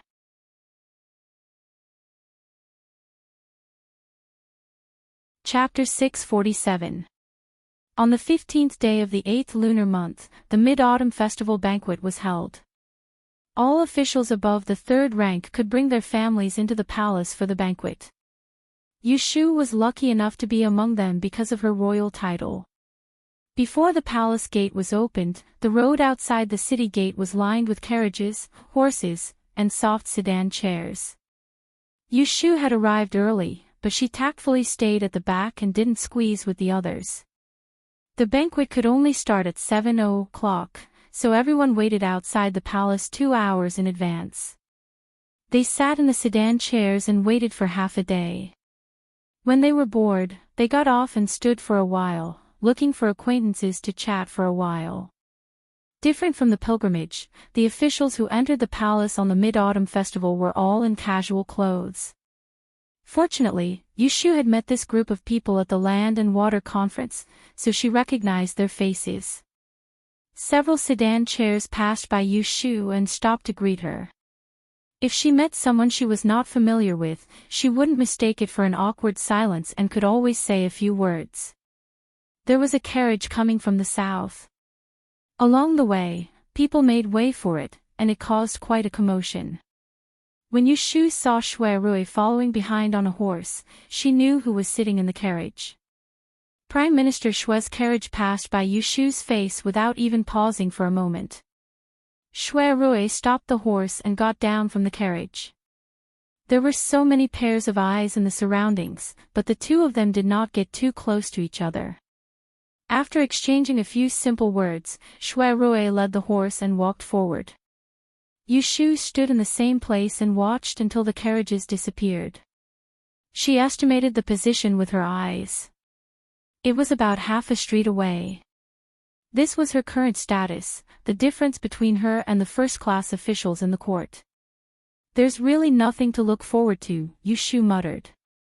What hopeless. Yu Shu heard the voice and turned around. Her eyes fell on the carriage parked by the side. She faked a smile and said, I said I stood for a long time, and my legs are numb.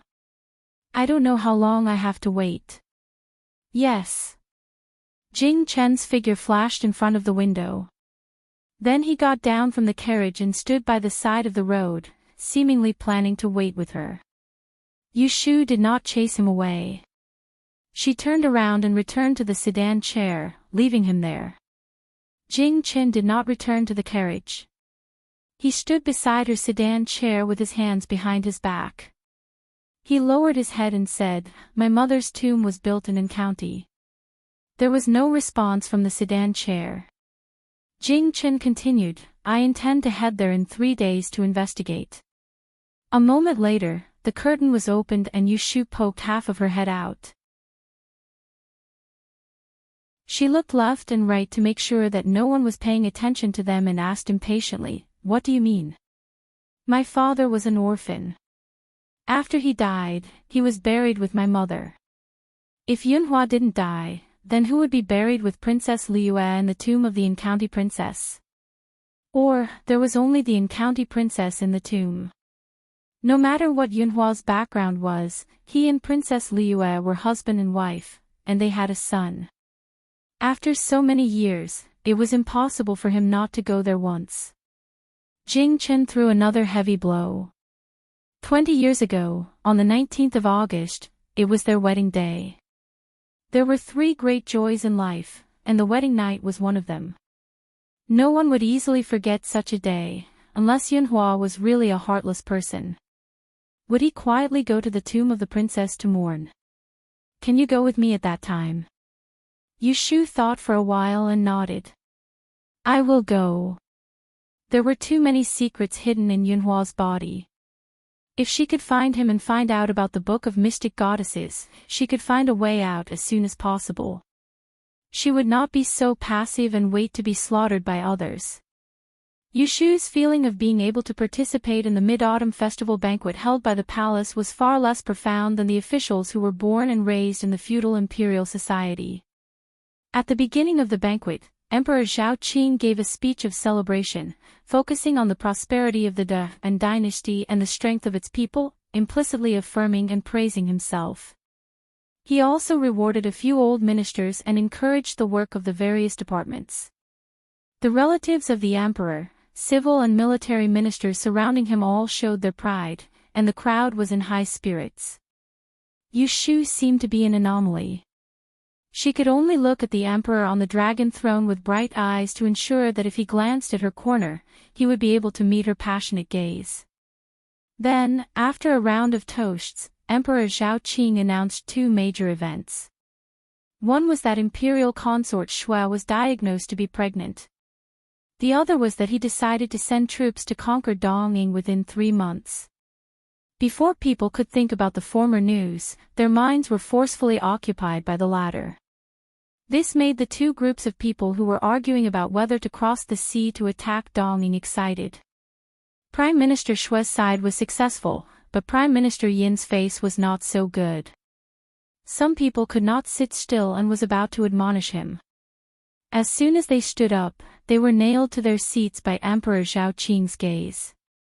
"The Dongning Island country is ambitious and covets our territory. We cannot tolerate it. The envoys of various countries saw the Dongning people fooling me at the Land and Water Conference. If we do not teach them a lesson, how will the dignity of our De and dynasty be preserved?" The 2 groups had been arguing for many days. Emperor Zhao Qing did not side with either side. At this time, he firmly expressed his attitude. No one dared to question him. "Your Majesty is wise. It is the blessing of our De and dynasty. I saw the golden dragon Dongfang Kong raise its head yesterday. It is obvious that this battle will be a great victory." De Tidian was the first to stand up and chimed in. With him taking the lead, more than half of the people at the banquet immediately stood up and cheered for His Majesty's wisdom. Many generals and old officials who used to lead troops immediately expressed their willingness to lead troops to battle and share the burden of His Majesty. They looked like they were willing to die 1,000 deaths. Yushu guessed what these people were thinking. Most likely, they felt that with the strength of the Yin dynasty, attacking a small country like Dongning would be a piece of cake. This was a good opportunity to gain merit for free. They had to fight for it. Anyone who did not go would be stupid. Oh, except for those who were seasick. Emperor Zhao Qing was very satisfied with everyone's reaction. He pretended not to see Prime Minister Yin's hesitant expression and announced, "Today is a festival. We will not talk about national affairs for now. After tomorrow, we will discuss the matter of sending troops. Then, the banquet quickly returned to a happy and harmonious atmosphere. Yushu was thinking about the trip to the princess' tomb in a few days when someone sitting next to her poked her arm with a chopstick and reminded her in a low voice, "Official Yu, His Majesty is talking to you." Yushu turned her head and saw Emperor Zhao Qing's smiling face in the distance. She quickly stood up and didn't pay attention to what the emperor had just asked her. She showed an embarrassed expression. Emperor Zhao Qing didn't blame her for being distracted. He just thought that she was too far away and couldn't hear him clearly. He ordered the chief eunuch, "Why did you arrange a seat so far away for our meowing messenger? Someone, add a seat closer to official Yu." Yushu was a fifth-ranked official.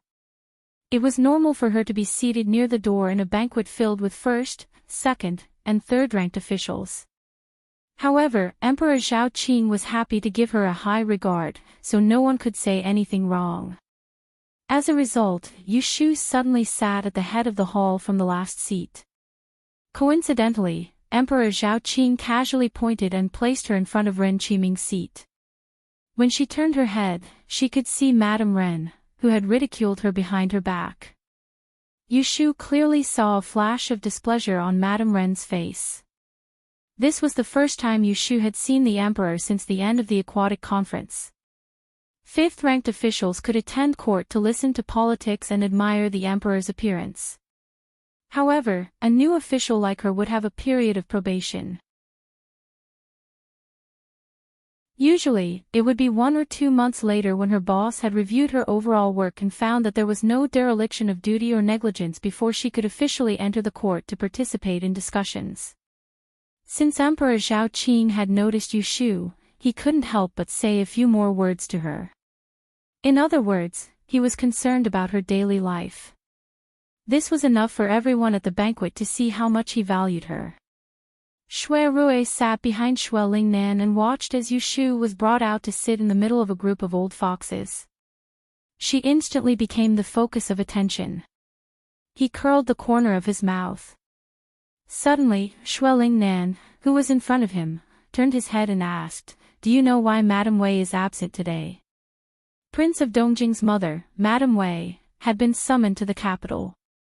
With such a noble identity, she would definitely be on the attendance list. However, she was nowhere to be seen tonight. Shui Rui shook his head and said, "I don't know."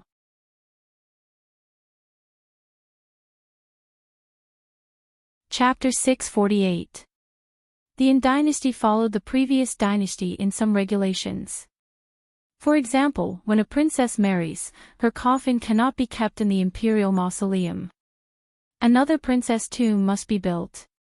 If the prince's son-in-law died, the couple must be buried together. Royal Princess Liue and the current emperor had the same mother, so the former emperor doted on her very much. He ordered the imperial astronomer to choose a feng shui treasure cave for her, which was near Xian, 30 miles west of Enling. Emperor Zhao Qing was obviously in a good mood at the palace banquet tonight. When the moon was up, he took a group of close officials to the imperial garden to admire the moon. Emperor Zhao Qing was in a good mood and ordered people to recite poems and perform. Yushu was among them and was fortunate to see a rare scene of several loyal officials. Prime Minister Shui, who looked serious, actually played a lively flute. Ren Qiming, the black-faced deity, actually knew how to use 2 swords. Prince Xiang knew how to play the waist drum. Earl Rui even danced a short horse dance to Prime Minister Shui's beat. In short, all the officials that Emperor Zhao Qing cared about were picked out one by one to make him smile. No one was spared.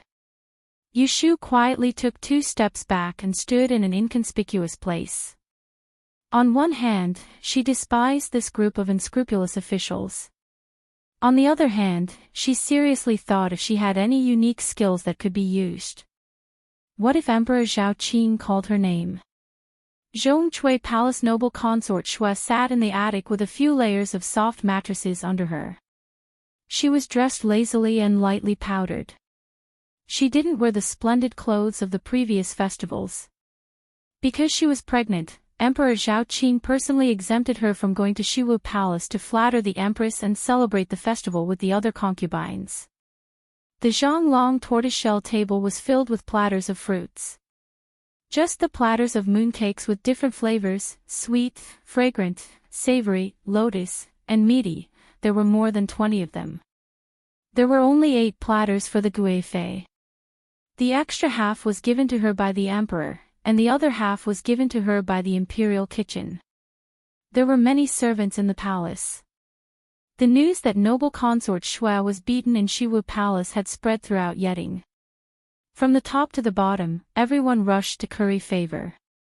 The people in the imperial concubine's palace had been stifled for the past few years. Recently, they could finally hold their heads high. Lu Tan sat on a stool on the other side of the long table, motionlessly looking at his mother who was personally peeling oranges for him. The wine glass in front of him had been replaced with tea. Before coming over, he had deliberately changed his robe that smelled of alcohol to prevent her from breathing in. It was a rare festival, so Emperor Zhaoqing allowed the princes who had left the palace to build their manners to reunite with their mothers, except for the 4th prince and the 11th prince who had been kicked out of the capital. Lu Tan had left the capital at a young age and returned once every 3 years. The number of times he had seen noble consort Shui in the past 10 years could be counted on one's fingers. However, this didn't change the fact that he admired noble consort Shui. There was almost no topic of idle conversation between this pair of mother and son. Noble consort Shui did not complain to him about the secrets of the inner palace, and Lu Tan did not tell her much about the matters of the previous court. However, it was almost time for the entrance to the inner palace. Tao Momo, who was watching the hourglass, reminded him. Only then did Lu Tan mention to noble consort Shui that he intended to ask Yu Shu to tell her fortune and seek her approval. Noble consort Shui's eyes, which had been as gentle as water all night, wavered slightly. Looking at her son who had unknowingly lost his immaturity, she asked, "Who gave you this idea?" Lu Tan replied, "It was your son who was worried about Mu Fei." Noble consort Shui instantly smiled like a flower. "Then let's do it this way. Bureau Kunling has my order card, but without your imperial father's verbal orders, I don't think they would dare to act on their own. It just so happens that in a few days, I will summon Yu Nu to the palace. At that time, I will tell her in person and there will be no need to alarm the emperor." Before palace maids entered the palace, the celestial commissioner would check their birth 8 characters and annotate an order card. All of it would be copied into 2 copies. One copy would be locked in the Bureau of Shanggong and the other sealed with the Celestial Commissioner. For someone of noble consort Shui's rank, her order card wasn't something that anyone could casually read. Noble consort Shui herself knew what was written on it, but she didn't save herself the trouble and directly told Lu Tan to pass on the message. Lu Tan didn't think much of it. He just assumed that his mother was worried about Yu Shu and wanted to tell her in person. Seeing that it was getting late, he didn't linger and stood to bid farewell. The chief palace maid of Zhongsui Palace, Song Lan, led him out. On the doorway, he met a palace maid who hurriedly ran in. She crouched down and bowed to him, then quickly left at Song Lan's signal. Lu Tan turned his head and saw her run into the pavilion where noble consort Shui stayed. What had happened? He couldn't stop thinking about it until he walked out of the back palace, which was filled with many corners and corridors. As for noble consort Shui, because she had just heard a piece of news, she changed her clothes and went to sleep. The 7th prince, who was under house arrest in Ning Wangfu, somehow managed to obtain Emperor Zhaoqing's permission to enter the palace without a word. He didn't participate in the banquet before the court but stayed in Yongla Palace for half an hour. On the 2nd day after the mid-autumn banquet, Emperor Zhaoqing reiterated his decision to send troops to conquer the Donging last night. He had the civil and military officials nominate a leader. When the court was about to end, he found an excuse and lifted Ning Wang's house arrest. The headless case of the imperial envoy in Pei County caused the 11th prince, Liu Yi, to fall from his horse. Liu Hao, who had set up the trap, also didn't benefit. Because he was involved in the case, he was grounded by Emperor Zhao Qing for 3 months. In less than 2 months, he was released. The officials in the court were not at all surprised. After all, it was common knowledge that Emperor Zhao Qing favored the 7th prince. Thus, that afternoon, the gates of Ningguang Fu, which had been closed to all visitors, resumed its traffic. It was as if the desolation of the past few days had never passed. Yu Shu had heard the news from Shui Rui.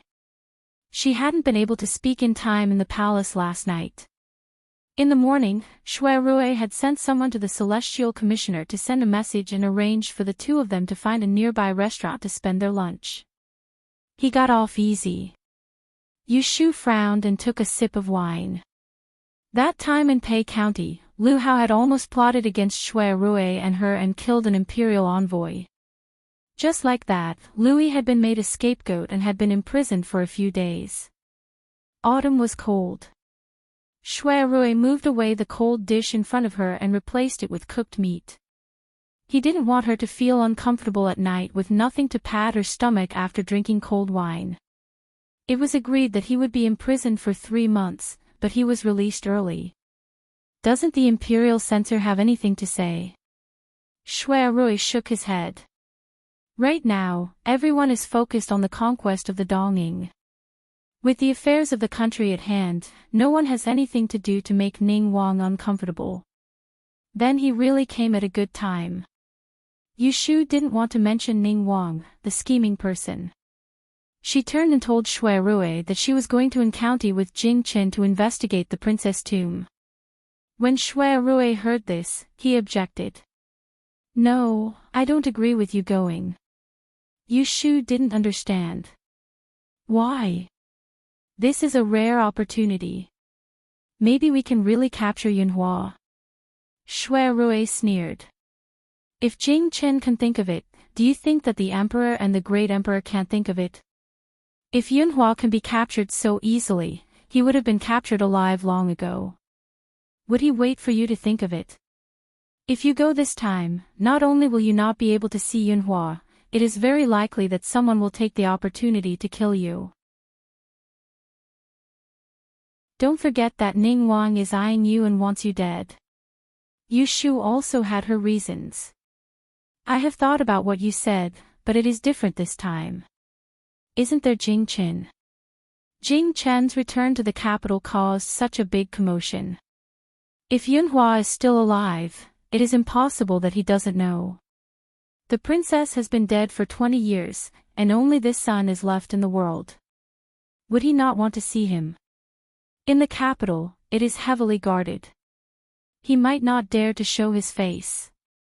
When he goes to an isolated place like Enchanting, he might reunite with Jing Chen. It was rare for Shui Rui to disagree with her. This is what you think. Didn't you say that Yunhua is very likely to be your senior brother? He already has a wife in his hometown, but he abandoned his wife and son to go to the capital. He also tried to get close to Princess Liyue because of the Book of Mystery Fairy's 6 wrens. Do you think such a fickle person would take the risk just to see his son? After she finished listening to his analysis, Yu Shu instantly became gloomy. Even though what Shui Rui said was the truth that had been deliberated upon, it was still difficult for her to imagine that the eldest senior brother who was praised so highly by Daoist Qingjing, the Yunhua Ez who was revered by the people of the world for 20 years, would be a heartless person who was afraid of death. I think he is not the person you said he is. Yu Shu looked at Shui Rui's expression. She had an illusion that he, who had always been calm, seemed to have a prejudice against Yunhua, but she could not tell where this prejudice came from. Yu Shu knew Shui Rui for a long time, but she rarely saw him make such a subjective evaluation of a person. There was no smile on Shui Rui's face at this moment. His gentle gaze suddenly became aggressive. So you're saying that you must go? Yu Shu hesitated for a moment and braced herself to say yes.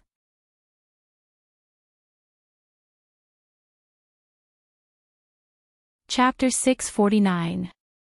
Lu Tan and Xia Jiangmin's grand wedding was also in the 8th month. It was right after the Mid-Autumn Festival and the day before Yushu was to leave for the princess tomb. It really was an eventful time. The Xia Jiang family's roots were in the south. On the day of the wedding, there weren't many guests from the bride's family, but it wasn't that there weren't any. There were a few old officials in Jing who had served in the south in the early years. For the sake of the Xia Jiang family, they either sent their eldest sons to congratulate or prepared a generous gift to send to Jing Wangfu. Even though Yu Shu had received an invitation from Lu Tan, she attended as a guest from the bride's side. She first went to Xia Jiang's guest house early in the morning to see her before Xia Jiangmin put on her wedding dress. Then she followed the bridal procession to the Wangfu. This day was extraordinarily lively. Yu Shu saw what was called 10 li of red dowry. Even though the Xia Jiang family wasn't prominent in Jing, they were one of the wealthiest families in the south. They had been a prestigious family for 100 years and had accumulated countless gold and silver treasures. They effortlessly saved 160 chests of dowry for the young miss marrying into the imperial family. Each chest was so heavy that it would take 4 young and strong men to move it. Some people thought of the scene when Ning Wangfu welcomed the bride and couldn't help but compare. Ning Wangfei was the pearl in the palm of the great scholar Cui Jing of the Hall of Heroic Martial, a typical scholarly family. But the Xia Jiang family had a son who had been married to a princess. They were a first-class family in the eyes of the world's merchants. Their descendants more or less had a thread of blood from the imperial family. In terms of birth, the two Wang Fei each had their wins and losses. These 2 marriages had been personally chosen by Emperor Zhao Qing. It was hard for people to judge whether he favored Lu Tan more or valued Lu Hao more. After the wedding ceremony, the banquet started. Lu Tan sent Xia Jiangmin to the bridal chamber and then hurried back to the front to entertain the guests. After being persuaded to drink a few cups of wine, his face was flushed. Anyone with eyes could see that he was very satisfied with this marriage. The new Wang Fei stayed in the bridal room. The female guests said auspicious words and left one by one. In the end, only Yu Shu was left to accompany her. "Ah Shu, are you still here?" Xia Jiangmin wore a bright red wedding dress and sat on the edge of the bed. She had to wait for the groom to come and take off the dragon and phoenix veil. She had to wait for the groom to come and take it off. "Yes, I haven't left." Yu Shu was standing in front of the window, observing the pair of gold-painted red candles. When she turned around, she saw Xia Jiangmin sitting there with her head covered. Her small white hands were clutching her knees. With one glance, anyone could see that she was uneasy. Yu Shu walked over and said to the 2 maids guarding the bed, "Go get some hot water for your Wang Fei to wipe her hands and feet and get rid of the sweat." The 2 of them looked at me, I looked at them, and stood motionless. One of them was petite and had very beautiful eyebrows. She raised her head and replied, "His Highness ordered us to guard the new Wang Fei." We didn't dare to move. When Yu Shu saw that these 2 people were not from Xia Jiang's dowry, she couldn't order them around for a moment. "If I tell you to go, then go. Why are you being so long-winded? His Highness told you to watch over me, not to watch over a criminal." Xia Jiangmin was displeased. "I wouldn't dare." The 2 of them anxiously excused themselves and quickly walked out. They passed the screen but didn't forget to close the door. They ordered the maids outside to leave and only dared to whisper to each other when they were far away. "What? You've just entered the mansion and you're already putting on airs as a princess." "Shu, Ping don't talk nonsense." "I didn't, I know you feel wronged. We were also sent by the palace to serve Wang Yi. The best outcome would be to make Wang Ye's bed and fold blankets. In front of Wang Fei, you have to be docile and not be an eyesore. You've been in the palace for so many years, how come you don't even have this bit of cunning?" While the two of them were whispering to each other, Xia Jiangmin, who was anxiously waiting for her wedding night, had no idea that one of the two maids who had just gone out would become her nightmare in the future. There were no other people in the bridal chamber and Xia Jiangmin couldn't see Yu Shu. She wanted to lift the wedding veil on her head but was quickly stopped by Yu Shu. Don't move. Wait for the bridegroom to come back and then lift it. It's a good sign. As she spoke, Yu Shu sat on the embroidered stool beside the bed and held Xia Jiangmin's sweaty hand. She jokingly said, I see that your hands and feet are cold. Are you nervous or anxious? Xia Jiangmin held her dry and slender hand back. Her heart couldn't help but calm down. She stared at Yu Shu's straight boots through the gap under the wedding veil and stubbornly said, There will be a day when you get married. Yu Shu joked with her for a bit and then said seriously, I have an urgent matter to attend to, so I have to leave the capital for 2 days. I have to leave in a bit, so I won't be able to attend your wedding. On your wedding day, I will be happy for you. There are some things that I shouldn't say.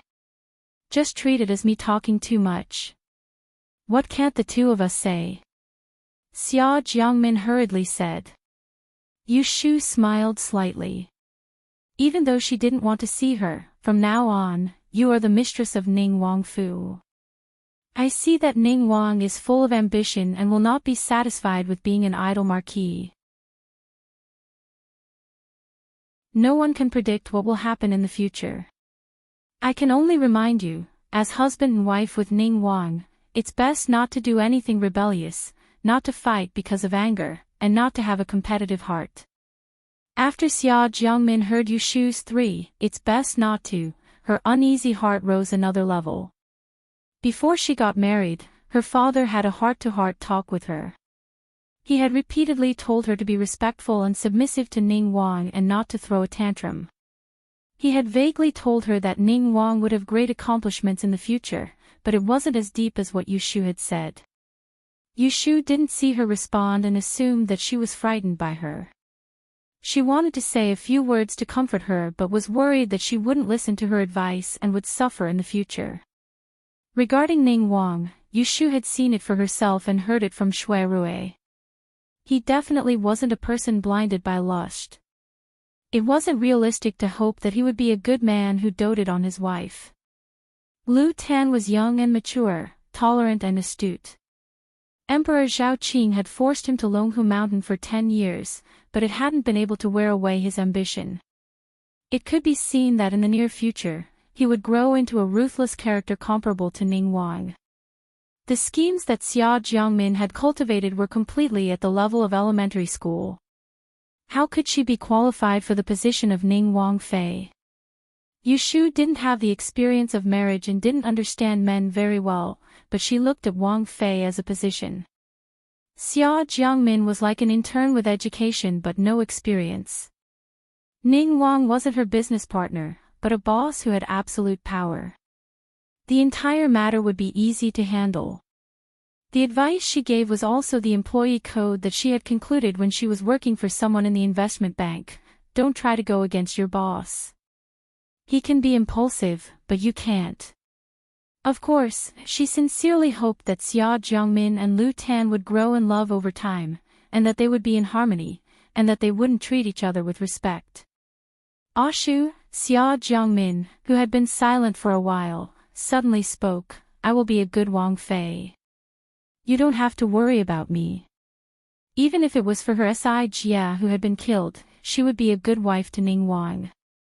She wouldn't let the people who schemed against the Xia Jiang family get what they wanted. Yu Shu raised her hand and hesitated.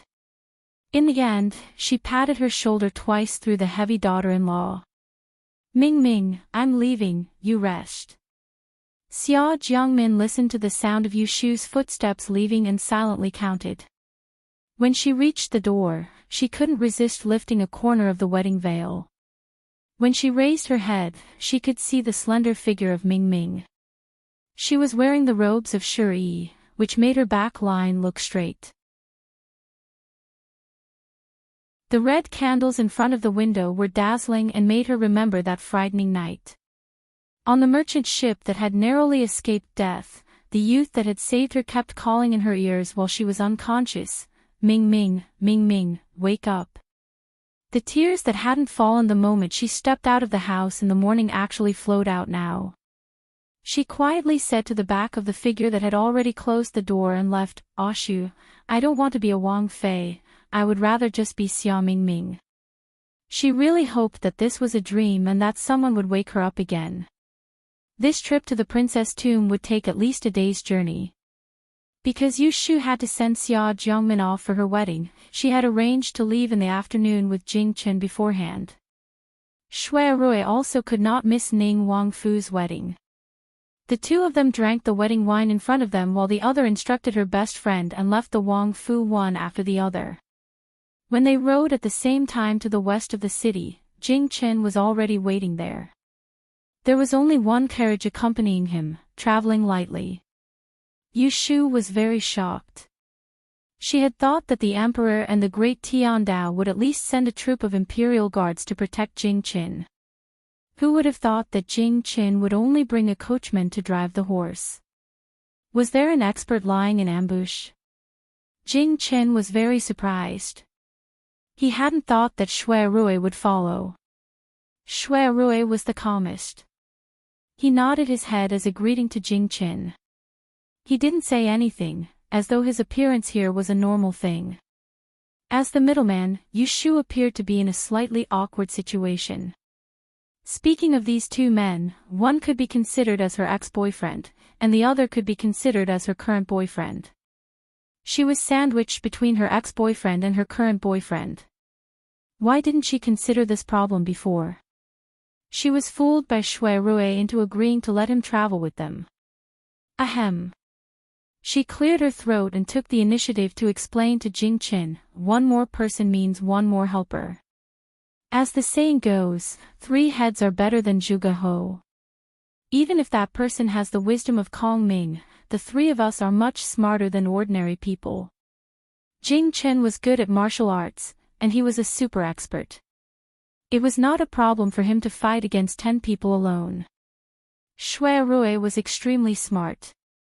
As for Lin Mingya, she shamelessly boasted that she was both smart and brave. If the 3 of them worked together, as long as Yunhua dared to show up, he would not be afraid of running away. The more Yu Shu thought about it, the more she felt that it was reasonable. She couldn't wait any longer. She looked at the sun in the west of the city and said to the 2 of them, "Let's get out of the city quickly. I don't think we can make it before dark.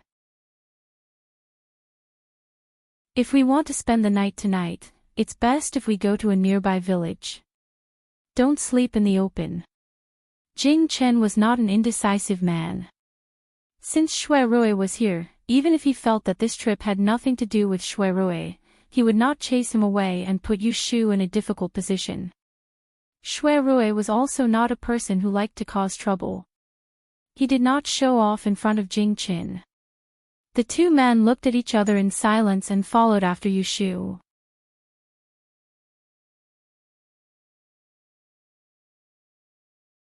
Chapter 650. The year 2010 was just the beginning. Guozi wrote, "New Tang Dynasty lost Jade, and now, all things are easy." Step by step, it went from immature to mature, and gradually gained many readers. It was you who made Guozi grow. I'm grateful. Today's interview was very lively. No matter if they knew or didn't know each other, Guozi had to say a word of thanks here.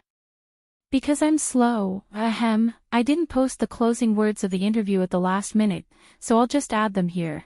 Thank you to all the readers who read and follow my articles. Guozi will continue to work hard to write good articles and live up to everyone's expectations and love. I'm very honored to have the opportunity to be a guest in a famous interview and communicate with everyone directly. Time is short, so I can't answer each and every one of your questions or greetings. I hope everyone can forgive me. If there's anything that's not considerate, please forgive me.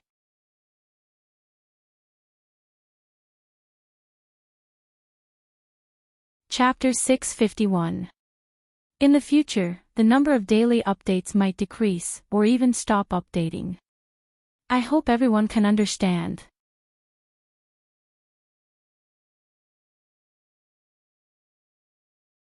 Chapter 652. Weiguo Furen had entered Jing in the 7th month. Zhao Qing Emperor had used the Empress name to summon the mother and daughter pair from the northeast. His wariness of Dong Jing Wang could be seen. Weiguo Furen had entered Jing not just to eliminate Zhao Qing Emperor's suspicions of her son, but to choose a legal Wang Fei for Dong Jing Wang, who was over 30 and still single. In less than a month, the Empress had summoned Jiang Shi and her daughter to the palace a few times. In front of them, she had mentioned a few daughters of noble families. There were those from scholarly families, those from prestigious families, and those from the nobility of Jing City.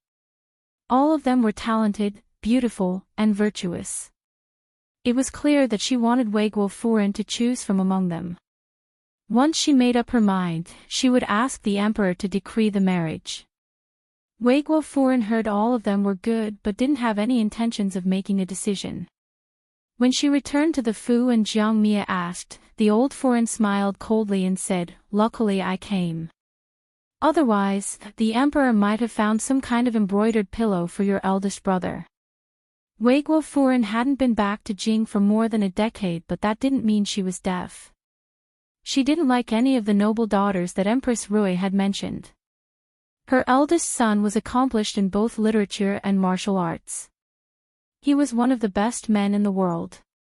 He should have a good woman that was worthy of him. Then what kind of wife does mother want to find for eldest brother? Jiang Mia massaged her mother's shoulders as she asked curiously. Madame Wei closed her eyes and leaned back. Her temperament can't be soft. As the daughter-in-law of our Jiang family, she must first be strong. Otherwise, if a delicate girl starts crying every time the wind and rain hits her, your big brother will definitely get sick of it. This talent can't just have a face and a reputation for talent. The most important thing is to be able to help your eldest brother. This requires her to have broad vision and shrewdness. Her family background can't be too good either. Otherwise, the daughter raised will have her eyes at the top. How can she marry far away to live in our Ningdong city? She will think about her paternal family in Jing City every few days. Sooner or later, she will side with outsiders. She heard that the emperor had the intention of marrying the young princess of Xiang Prince residence to her son, but Lady Wei politely declined. The Jiang family did not need a daughter of the royal family to flatter them. The emperor's niece may be good in the eyes of outsiders, but in her eyes, she was just a troublemaker. She was marrying a wife for her son, not inviting a Buddha to come home and worship her. Luckily, for some reason, the emperor had given up on this rotten idea. Rui Empress didn't even mention the name of that Shiwen Junju in front of her. Standing behind her mother, Jiang Mia's eyes darted around and she suddenly burst out laughing. Madame Wei's train of thought was interrupted, and she asked in a bad mood, "What are you laughing at?" Jiang Mia moved closer to her ear and said, "Mother, I do know of a person who has to abide by these rules and regulations." Madame Wei opened her eyes with a whoosh. In the palace, at dusk, Emperor Zhao Qing and the great Tidian sat on the balcony of the imperial garden, admiring the red maple leaves. The attendants were all waiting downstairs. No one dared to disturb them. Have Jing Chen and the others left the capital? The great Tidian answered, looking at the time, they have already reached the outskirts. The maple tree beside the building was very tall, its branches and leaves extending to the balcony. Emperor Zhao Qing could touch it with his hand. He casually plucked a leaf and muttered to himself, Shen has sent those death warriors to protect them in secret. Jing Chen's skills are high, I'm not afraid they won't be able to deal with any danger. Originally, he shouldn't have been in a hurry. He had found the calamity of Graydon and the Life Destroyer. With these two people in his hands, he could use a more reliable method to ferret out the traitors one by one. But something had just happened in the palace and he couldn't wait any longer. He had to quickly take care of those people who were in the way so he could focus on planning what he wanted to do. The great Titian didn't seem to notice that Emperor Zhao Qing's mind was wandering. He lowered his head to drink his tea, savoring the taste in each sip. The three of them left the city in the afternoon. After 2 hours of travel, the sky darkened. The coachman driving the carriage was mute, but he knew the way very well. Seeing that the sky was about to turn dark, he gestured to Jing Qin and pointed out a small path to the nearest village. They hurried along slowly and settled down before the sky turned dark. The population of the small town was less than 2,000. There was only one inn in the town and there were few guests. Behind the guest rooms on the second floor was a cowshed. The smell wasn't very good, but they weren't picky and it was better than sleeping on the side of the road. The 3 guest rooms were next to each other. Yu Shu slept in the middle room. If something happened in the middle of the night, Jing Chen and Shui Rui would be able to respond immediately. It was worth mentioning that Jing Chen somehow convinced Emperor Zhao Qing to send several pairs of eyes to follow Yu Shu and Anling and didn't follow them out of the city. Before going to bed, Yu Shu checked the doors and windows again. She was worried and placed a few teacups in the middle of the window crack. If someone wanted to sneak in through the window, she would wake up if the cup fell to the ground. She didn't want to be like the unlucky imperial envoy who was killed in her dream. In the middle of the night, Jing Qin was sleeping with his clothes on. Hearing the knock on the door, he turned over and sat up. He opened the door without saying a word. Seeing the person standing at the door, he didn't ask why he came. He turned sideways to let him in and then closed the door. Shui Rui placed the candle in his hand on the table and sat down. When Jing Chen closed the door and stood opposite him, Shui Rui then raised his head to scrutinize Jing Chen's expression. The first sentence that came out of his mouth was a question, and it was also very certain, "You're planning to use Shu as bait?" Jing Chen's calm eyes had a slight fluctuation, and his long breath paused for a moment. Shui Rui's question made him recall that a few days ago, the great Titian came to find him at Taishi Tower for a secret talk. He said that they had found the accomplices of the traitors in LoveLore Library. He said that they couldn't act rashly and could only force them to walk into the trap. He said that if they couldn't catch this group of traitors as soon as possible, sooner or later, they would attack Yu Shu. Therefore, they made arrangements for him to find an excuse to bring Yu Shu out of the heavily guarded capital to lure the traitors out of their hole. "I will protect her and won't let anything happen to her." Listening to Jing Chen's half-admitted answer, Shui Rui was so angry that he laughed. "So you lied to her and said that you wanted to find the princess tomb to look for Yunhua." When he heard about this from Yu Shu, he guessed the truth. He advised her not to go, but she didn't listen, so he could only follow her. "I didn't lie to her." Jing Chen's voice became low. "I did come to look for my father." He wouldn't listen to De Chao's words. They all thought that he was a puppet who would only listen to others. He would believe whatever they said, and he wouldn't doubt what they didn't say. Then, he would let them think that he didn't think that there was something strange about the death of his parents 20 years ago. He would let them think that he didn't know that his father was still alive. He would let them think that he didn't realize that the serial murders in LoveLore Library might be related to his father who was still alive. He didn't think about using Yu Shu as bait to lure those traitors out. He just wanted to find his father, Yunhua, and ask him why he was the one who had no control over his life. He wanted to ask him what was fake and what was real. Then, he would give her an explanation. Shui Rui said coldly, "Then you used her as a cover so that the emperor could rest assured and let you leave the capital." The emperor knew best whether Yunhua was dead or not, and De Tiao should also know about it. That was why they dared to use such a big bait and push Jing Qin and Yu Shu out. They were not afraid that Yunhua wouldn't take the bait. Jing Qin was not stupid at all. When Yu Shu told him that Yunhua was not dead, he didn't show it, but he dared to take Yushu and risk going to the princess' tomb to seek confirmation. Because without Yushu, he couldn't leave Anling City alone. Without Yushu, Yunhua might not show up. Don't you feel a little guilty for using her like this? Shui Rui could see Jing Chen's steps clearly, but he couldn't understand his actions. You can think whatever you want. Jing Chen didn't refute his words. He turned his head to look next door and said slowly, you can go and tell her the truth now. I won't stop you. Shui Rui shook his head and said, tell her, she will go with you. I know Shu better than you. She might be afraid of death, but at the same time, she was also brave. She could take the risk to see Yunhua once. Even if she knew that she was being used by Jing Chen, she would not retreat. So whether he told her or not, the result would be the same. Jing Chen turned his head and looked at him. Shui Rui stood up and said, I won't talk too much. You're on your own. After Shui Rui left, Jing Chen was not sleepy at all. He blew out the white candle left by him and sat on the bed to meditate until the rooster crowed. At dawn, the three of them had a simple breakfast in the small shop and immediately set off. Nothing special happened along the way. When they arrived at the Enchanting, they happened to be in time for lunch.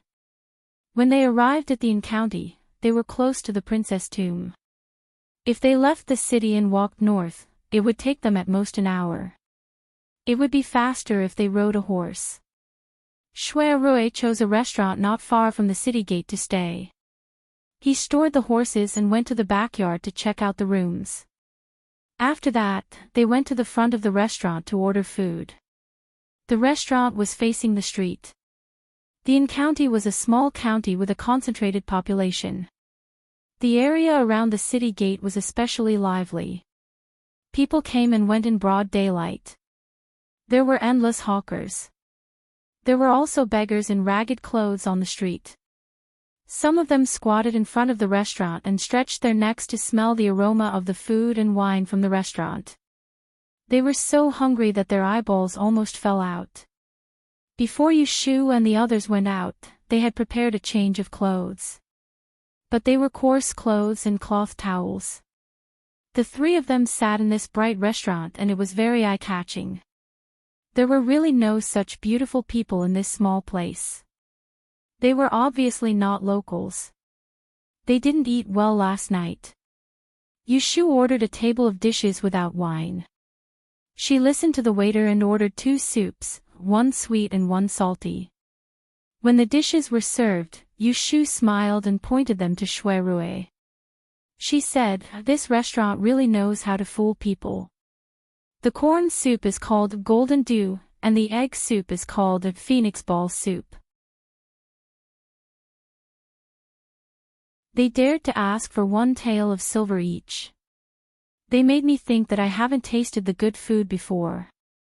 When I get back, I will change the menu of our Wangji building and come up with a few more dishes that can scare people. Shui Rui hadn't even opened his mouth when someone at the neighboring table snickered and answered.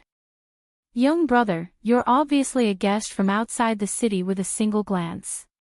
You don't know that this inn is a famous and scrupulous inn in the vicinity of 2.5 kilometers. Since they've encountered fat sheep like you, they'll definitely rip them off. Yushu heard the voice and looked at the person who interrupted. Her eyes suddenly lit up. It was a young man in a grasshopper's green short clothes. He was about the same age as her. He had a ponytail. When he spoke, the corners of his mouth and eyes would curl up. He was full of vitality.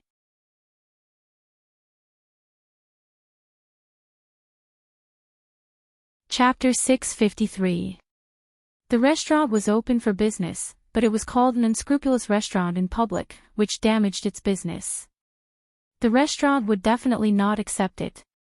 The waiter who was serving must have asked for an explanation in front of the meeting. Sir, how can you say that? Our humble restaurant has always been honest and fair in our business. We don't force anyone to buy or sell. Why is it a scam in your mouth? The young man raised the corner of his eyes and pointed at the 2 bowls of soup on Yushu's table next door. He said, "How much is an egg? How much is a corn cob? How much is this soup that's cooked with such little ingredients? You actually have the nerve to charge people 2 taels for it. Don't think that we don't know that there are a lot of dishes in this restaurant that are scamming people. You purposely pick out dishes from outsiders. When the dishes are served and people fall for it, do you not want to charge them?" As he spoke, he cupped his fists towards Yushu and the other 2, acting as if he was defending the injustice.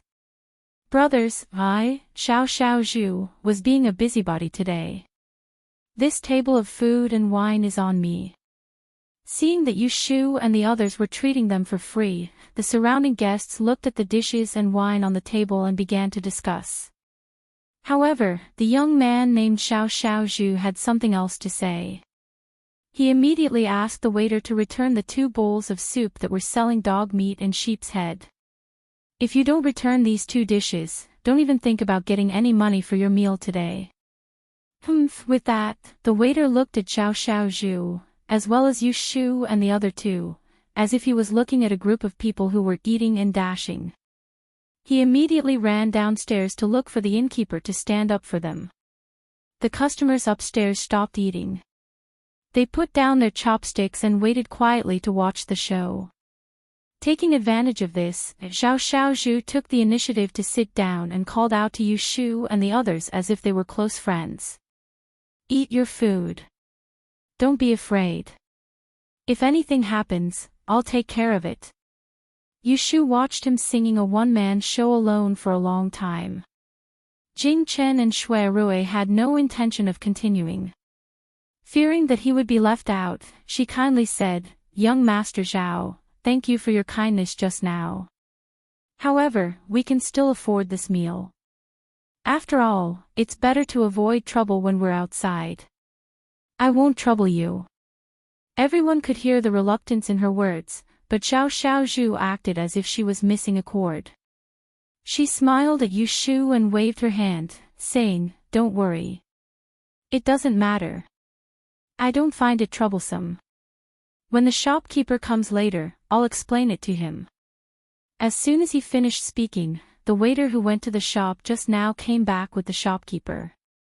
Behind him were a few tall and burly men, all of them with fierce expressions. "Which ones want to eat for free?" The shopkeeper did not stand on ceremony. As he sized up Xiao Zhu, Yushu, and the others who were dressed in coarse clothes, he said, "Why don't you ask around and find out what this place is?" Xiao Zhu replied loudly, "It's me. What can I do?" The shopkeeper laughed angrily. "Our little shop is open for business. Those who come are customers, and those who pay are the bosses. You're poor and have no money to spend, yet you come looking for trouble. Don't blame me for not treating you well. Ah Hu and Ah Xiong, invite these customers to the back and talk to them." With that, the men who were obviously hired thugs responded and rolled up their sleeves, ready to take them away. Jing Chen put down his bowl and chopsticks. He was about to stand up when Yushu held his arm. In that split second, Xiao Zhu, who was sitting at the same table as him, had already stood up and kicked one of the men in the waist, sending him tumbling. "Ouch! How dare you hit me? Beat him up!" The innkeeper shouted, and the remaining waiters rushed forward. Punches and kicks had no eyes, so these people assumed that Yushu and Xiao Zhu were in cahoots with each other. Without any explanation, they threw punches at them. Shui Rui pulled Yushu away from the table and took a few steps back. In the next moment, Xiao Zhu flipped the table, and the soup splashed out, causing the surrounding customers to scream. A fight broke out. Yushu hid behind Shui Rui, while Jing Chen stood in front. If anyone dared to approach, he would sweep them away with a palm. No one could get close. Xiao Zhu's punches and kicks were not weak. Fighting 1 against 5, he managed to defeat all of them in a short while. Even the arrogant shopkeeper, who ran away with his head in his hands, was not spared. He was lying on the ground, howling. The restaurant was in a mess. More than half of the customers had run away. Only Yu Shu and the other two were left. After fighting, Zhao Xiaozhu jumped down from a table and called out to them while panting, "Pack your things and come with me. We can't stay here anymore." The shopkeeper of this restaurant is the brother-in-law of the third concubine of the magistrate. We'll be at a disadvantage if we bring him to the yamen. Let's go, let's go. Jing Chen frowned slightly. Yu Shu turned to Shui Rui and said, "Big brother, second brother, and I will go to the back to get our luggage." After he finished speaking, he dragged Jing Chen and ran towards the backyard, leaving Shui Rui to deal with that young man who saw injustice on the road. The two of them walked to the back stairs. Jing Chen slowed down and called out to Yu Shu, who was running away excitedly. "Are we really going with him?" Just now, based on Yu Shu's reaction, he was certain that there was something wrong with the young man named Zhao. He was probably after them. Otherwise, with her temper, she would not let others stand up for her when she was being blackmailed. In the end, she would have to run away in a panic. Moreover, when he was fighting just now, he observed the surroundings. Other than them, there were two other tables of customers who were tricked and ordered the egg soup and corn soup. Why did the young man choose their table to act chivalrously? "Of course we have to go with him." Yu Shu turned her head and revealed a sly expression. "Who knows, we might be able to see the person you want to see in a while." Jing Chen's expression froze. He could not help but grab her sleeve and said hoarsely, "You mean, this person is me?" Yu Shu raised her finger to her lips and gestured. She could not hide the excitement in her eyes. Jing Chen heard her lowering her voice and said, "You and brother Shui both practice inner martial arts. Not to mention my brother, if there was anyone following behind our carriage and stalking us, they would definitely be discovered by you. You might not have noticed, but we waited for a long time for the dishes we ordered to be served. At that time, the hot dishes on Zhao Xiaozhu's table were already cold. This means that he arrived here before us. There was no stalking, but he could wait one step ahead in the restaurant." What did this mean? Yu Shu's heart was burning. She could almost foresee that there was a person who could predict the future behind Zhao Xiaozhu. Along the way, she had been thinking about several possibilities of finding Yunhua's whereabouts, but she almost forgot that they had left the heavily guarded Anling city. Yunhua might take the initiative to approach them. He was a living and breathing EZ. Who could predict things better than him? Yu Shu did not finish her sentence, but she understood when she saw Jing Chen's eyes light up. She urged him to go back to his room to get his luggage. She slung the two bags on her shoulders and led the horses to meet up with them. She left the mute coachman behind. "Brother Shui, brother Yu, go this way. Do you see that small river in front? My house will be across the river. I have a lot of empty rooms, enough for each of you to stay in." On the small road in the suburbs, Zhao Xiaozhu led the way. Yu Shu, Shui Rui, and Jing Chen followed closely behind. Half an hour ago, they ran away from the restaurant in Enchanting and followed Zhao Xiaozhu out of the city. Shui Rui struck up a conversation with Zhao Xiaozhu, and he easily found out about Zhao Xiaozhu's background. This 15-year-old young man claimed to be an orphan. When he was 5 years old, he encountered a famine. His parents brought him along to flee to the capital region, but they were beaten to death by villains.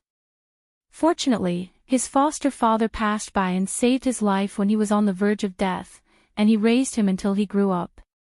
Yu Shu interrupted, "So, your adoptive father is a hero. I just don't know his name. I might have heard of him before." Zhao Xiaozhu's face relaxed when he mentioned the sad past. He laughed and replied, "You guessed wrong. My adoptive father doesn't know martial arts. he can't even carry a bucket of water. Yushu had already subconsciously substituted Xiao Xiaozhu, her adoptive father, with Yunhua himself. When she heard his teasing, she could not help but imagine a frail middle-aged scholar with fluttering sleeves. I'm confused. If he doesn't know martial arts, how could he save you from the hands of the evil people? Xiao Xiaozhu grinned at her. I still have a brother. Yushu was puzzled. She was about to ask again when they reached the river. Xiao Xiaozhu dismounted and wrapped the reins around his hand. He shouted at them, we're going to cross the river. Follow me closely. Don't take the wrong path. Be careful not to fall down and not be able to climb back up. Yushu looked up. There was a river in front of her. It flowed east-west and was no more than 30 feet wide. The water was clear, and there were rocks floating on the surface for people to cross. It did not look deep. Even if there were ditches at the bottom, it would not cause people to drown. Xiao Xiaozhu's words sounded more like a bluff. She lifted her foot to follow. Shui Rui pulled her gently and said, I'll walk in front.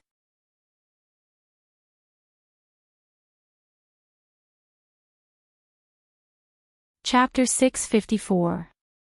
Since Xiao Xiaozhu had said so, even if Yushu did not take it seriously, she did not intend to take the risk. She walked behind Shui Rui obediently, and Jing Qin was at the back. The three of them led their horses and moved from one floating rock to another until their feet stepped on the grass on the other side of the river. After walking past a small patch of rocky beach, a large forest blocked their view. Yushu looked up and saw no signs of human habitation. Forget about the many empty farmhouses that Xiao Xiaozhu had mentioned, she did not even see a thatched hut. Why don't I see where your house is? Yushu asked. Xiao Xiaozhu bent down and plucked a blade of wild grass. He put it in his mouth and pointed at the dense forest in front of them. My house is in this Wangxi forest. Let's ride on the horse, and we'll see it in a while. When we reach my house, I'll personally cook a few dishes to go with the wine. Hey, you're in luck. I just caught a wild rabbit yesterday. He spoke in a cheerful tone as he led the way into the forest while talking to himself. He did not notice that the people behind him did not immediately follow him. Instead, they stopped in their tracks. Jing Qin turned his head and looked at the river that they had just passed by. He looked like he was deep in thought. Shui Rui led the horse closer to Yushu. The two of them communicated with their eyes. Should we continue walking? They had followed to find out what was going on. If they continued walking into the forest, no one could tell who would be waiting for them. Perhaps it would be Yunhua, or perhaps it was the culprit behind the 3 murders in LoveLore Library. Yushu touched Little Red, who had its head lowered as it chewed on the grass. She thought about it and nodded at him. Before they set off, she had used the 6 recombinant lines and the time of calamity to predict the good and bad luck of this trip. In case she accidentally fell into a trap, she would not have to worry about her life just based on the divination. As long as she did not die, there was nothing to be afraid of. She turned her head and wanted to call out to Jing Qin, but she found that he had already walked in front of her without hesitation and followed Xiao Xiaozhu. This forest was much larger than Yushu had imagined. The deeper she went, the taller and thicker the trees became. They stood upright in the wilderness, their roots scattered all over the place, blocking the sky and the sun. It was difficult to tell the direction, as if she had fallen into a maze. What Xiao Xiaozhu meant by almost there was that they had ridden through the forest until sunset before they heard him shout in front of them. Godfather, I've brought a friend back. Surrounded by layers of giant trees, there was a courtyard surrounded by a yellow fence and a door made of rattan. In the middle of the courtyard, there was a row of square stone houses. The trapezoidal roof was covered with unknown vines. At first glance, it looked like a green dragon was coiled on the roof. There was probably a flower garden in the east corner of the fence. A few gorgeous white chrysanthemums climbed over the top of the wall and stretched their waists to their heart's content, bathing in the light of the setting sun. A desolate figure stood behind the flowers. His long mottled hair was draped over his body. He held a flower spoon in his hand and sprinkled it on his chrysanthemum cheeks. His casual posture revealed a sense of concentration. Yushu and the other two's gazes immediately focused on that person. They stared at him without blinking until he turned his head. They subconsciously held their breaths. It was a man who looked a little slovenly. His grayish-blue robe was loose and loose. He was very tall, and his skin was very white. However, he had a pair of thick, black eyebrows that cut into his white sideburns. Under these handsome eyebrows, he had a pair of the most romantic peach blossom eyes. When you looked at him, you couldn't help but have some wild and fanciful thoughts, as if you were in his heart. If this is Yunhua, Yushu thought. She somewhat understood why Princess Liyue, who was doted on by many, wanted nothing more than a man. There was a type of man who could make her lose her virginity with just one look. The middle-aged man in front of them was very likely to be Yunhua. The three's emotions fluctuated as they stood outside the fence in a daze. The one who was the most excited was none other than Jing Qin. Yushu was walking beside him. When she turned her head, she could see that his widened eyes were filled with anticipation. This was the first time she saw such an eager expression on his face. On the other hand, Shui Rui appeared to be much calmer than the other two because Yunhua did not have much of a relationship with him. When Zhao Xiaozhu introduced them, he cupped his fists and greeted the middle-aged man who was sizing them up. "Sorry to disturb you." The man smiled faintly, and the lines of time spread out from the corners of his eyes. He shook his head and shifted his gaze away from them. He gestured at Zhao Xiaozhu with his hand, then turned around and returned to the stone house in the middle with the bucket used to sprinkle water and fertilize. Shui Rui was stunned. Then, he heard Zhao Xiaozhu explain to them in a cheerful voice, "My foster father can't speak. He asked you not to be offended. Please come in." As he spoke, he threw away the reins and patted the horses but lightly. The horse obediently entered the courtyard. "He is a mute." The three of them were stunned. Shui Rui was the first to react. He patted Jing Qin, who had all his thoughts on his face, and said nonchalantly, "The courtyard isn't big. There isn't much room in the yard. We can tie the horse outside." Even though Jing Qin had thousands of questions to ask, he was still rational. He knew that he could not rashly go forward to identify the man, so he followed him in silence to find a place to tie the horse. Yushu saw that Shui Rui was giving her a look. She passed her little red horse to him and followed behind Zhao Xiaozhu. She wanted to get close to the man first. "Xiaozhu." Yushu no longer called him young Master Zhao. She looked around the fenced house and asked Zhao Xiaozhu in a low voice, "Xiaozhu, what's your foster father's surname? What is your adoptive father's surname? How should we address him?" Zhao Xiaozhu was squatting by the water tank, scooping up water to wash his face. He told her in a muffled voice, "My foster father's surname is Feng. His nickname is Mr. Yenya. You can call him whatever you want. He's very friendly. If his surname is Feng, shouldn't his surname be Yun?" Yushu remembered that Yunhuazi's real name when he participated in the Diyan examination was Yun Mufeng. She followed suit and bent down to wash her hands. She continued to ask, "I see that your place is so secluded, and your foster father loves gardening. Could it be that he's a master who hides himself from the world?" Hearing this, Zhao Xiaozhu wiped his face, raised his head, and squinted at her. Yushu was stared at by him for a while. She thought to herself, "This Mr. Yenya looks like he doesn't want to reveal his identity. Then we shouldn't rush forward to identify him. What if he's not? What if he refuses to admit it? Whether he is or not, Yushu's heart was like a cat's paw. The truth was right in front of her, just one step away. It made her heart itch unbearably. Shui Rui sent Jing Chen to a faraway place by the fence. He instructed, "Don't be anxious. Even though we've seen him, we can't be sure if he's who we think he is. Don't be impatient. Let's see what he's up to before we make our next move." Jing Chen looked in the direction of the stone house. After a while, he reluctantly nodded his head. Shui Rui looked at his restrained expression and laughed at himself. He said, "At least you know that your father is still alive." Jing Chen blinked his eyes and looked back at him with a puzzled expression.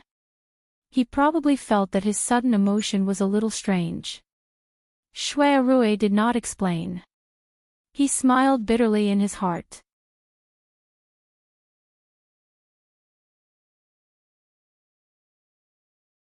Chapter 655. Yushu and her group settled down at the Gui residence. Zhao Xiaozhu's sworn brother was away from home, so there were 3 empty stone houses, enough for each of them. Mr. Yenya, who was suspected to be Yunhua, was a mute. Yushu was scratching her heart to find out if he was the other disciple of Taoist Qingjing. She could not say it out loud, but she did not give up trying to get closer to him. Shui Rui called Jing Chen to help Zhao Xiaozhu chop firewood, fetch water, pluck chicken feathers, and prepare dinner. Yushu strolled around the fence and came to the door of Mr. Yenya's room. She glanced inside and pretended to knock on the wide-open wooden door. The stone house was not big, and the walls were slightly uneven. The light green bricks with polished edges were all the same size, as if someone had cut them out like tofu. There were no calligraphy or paintings on the walls, but there were a few tapestries made of animal fur, decorated with brightly colored bird feathers, which gave the house a rustic feel. There was a wooden couch in the middle of the room, and a stone table and a stone bench under the bright window. Mr. Yenya was sitting on the low stone bench, his hands rubbing something. When he heard the sound, he turned his head and saw Yushu outside the door. He smiled and waved at her with a kind expression, asking her to come in. Yushu was stunned by his smile. This kind of handsome middle-aged man was really lethal. He could practically kill anyone from 80 to 8 years old. Mr. Yenya did not know how to speak, but there was no harm in him communicating with Yushu. There was a pen and paper on the stone table. He invited Yushu to sit on the other stone bench, put the things in his hands into a box, and picked up the pen and paper to write for her. Yushu stared at his handwriting, but she could not find any clues. She had seen one of the exam papers that Yunhua had participated in 20 years ago, but for someone like her, who had only held a brush for a year, to be able to distinguish different handwriting was not reliable at all. Fortunately, what he wrote was in plain language. "Why did you come to Xian from the capital?" Yushu glanced at the paper and asked in surprise, "How did you know that we are from the capital?" As soon as Zhao Xiaozhu returned, he went into the kitchen and did not have the chance to introduce them to his godfather. Mr. Yano unhurriedly continued to write, "I can hear your accents." Yushu laughed dryly. She thought to herself, "Keep pretending." She purposely said, "It's the day of my brother Jing's mother's death. We're here to accompany him in paying our respects." In fact, tomorrow was the wedding day of Princess Lu Yu and Yunhua Ez. It was also the day when a woman would lose her lifelong love. Mr. Yenyi did not expect that she would be so blabbermouth. A layer of mist appeared in his deep eyes. Yushu observed his expression. It was clear that he did not hide it, but she could not decipher whether it was sadness or pain. "You are all good children." He looked down and slowly wrote on the paper. This made Yushu, who was waiting for him to give himself away, feel a little embarrassed. She inexplicably felt that she was gauging the heart of a gentleman with her own mean measure. She touched the tip of her nose and pointed to the wooden box on the table, changing the topic. "What were you doing just now?" The wooden box was wide and shallow, the color of the edges was worn off. The lid was half open, but Yushu could still recognize that there were a few clay figurines inside. They should be human figures. Unfortunately, the lid just happened to block the upper half, so she could not see whose face it was. Is this a clay figurine? She looked up at him. Mr. Yanyi had already recovered from his momentary loss of composure. He did not cover the wooden box and picked up the brush. The thin joints on the back of his hand could be seen. It's my family. Yushu's heart inexplicably skipped a beat. She could not grasp the clue, so she stared at the words on the paper in a daze. When she recovered from her stupor, she found that he was looking at her. That kind of penetrating and probing gaze almost made her mistakenly think that he knew everything about her. How could it be? Zhao Xiaozhu's shout of "Dinner is ready" came from outside the door. Yushu could not find out anything from Zhenren Yanyi, but her intuition was telling her that this was Yunhua. Dinner was a feast of wild mushrooms. Zhao Xiaozhu cooked a good dish. Unfortunately, everyone at the table had their own worries and did not have much appetite. He was the only one who ate happily. At night, the forest quickly became cold. Zhao Xiaozhu chopped firewood to boil a large vat of hot water and sent a bucket of hot water to each of their rooms. The three of them were travel-worn, especially Yushu. It was inconvenient for her to go out, so this was really considerate.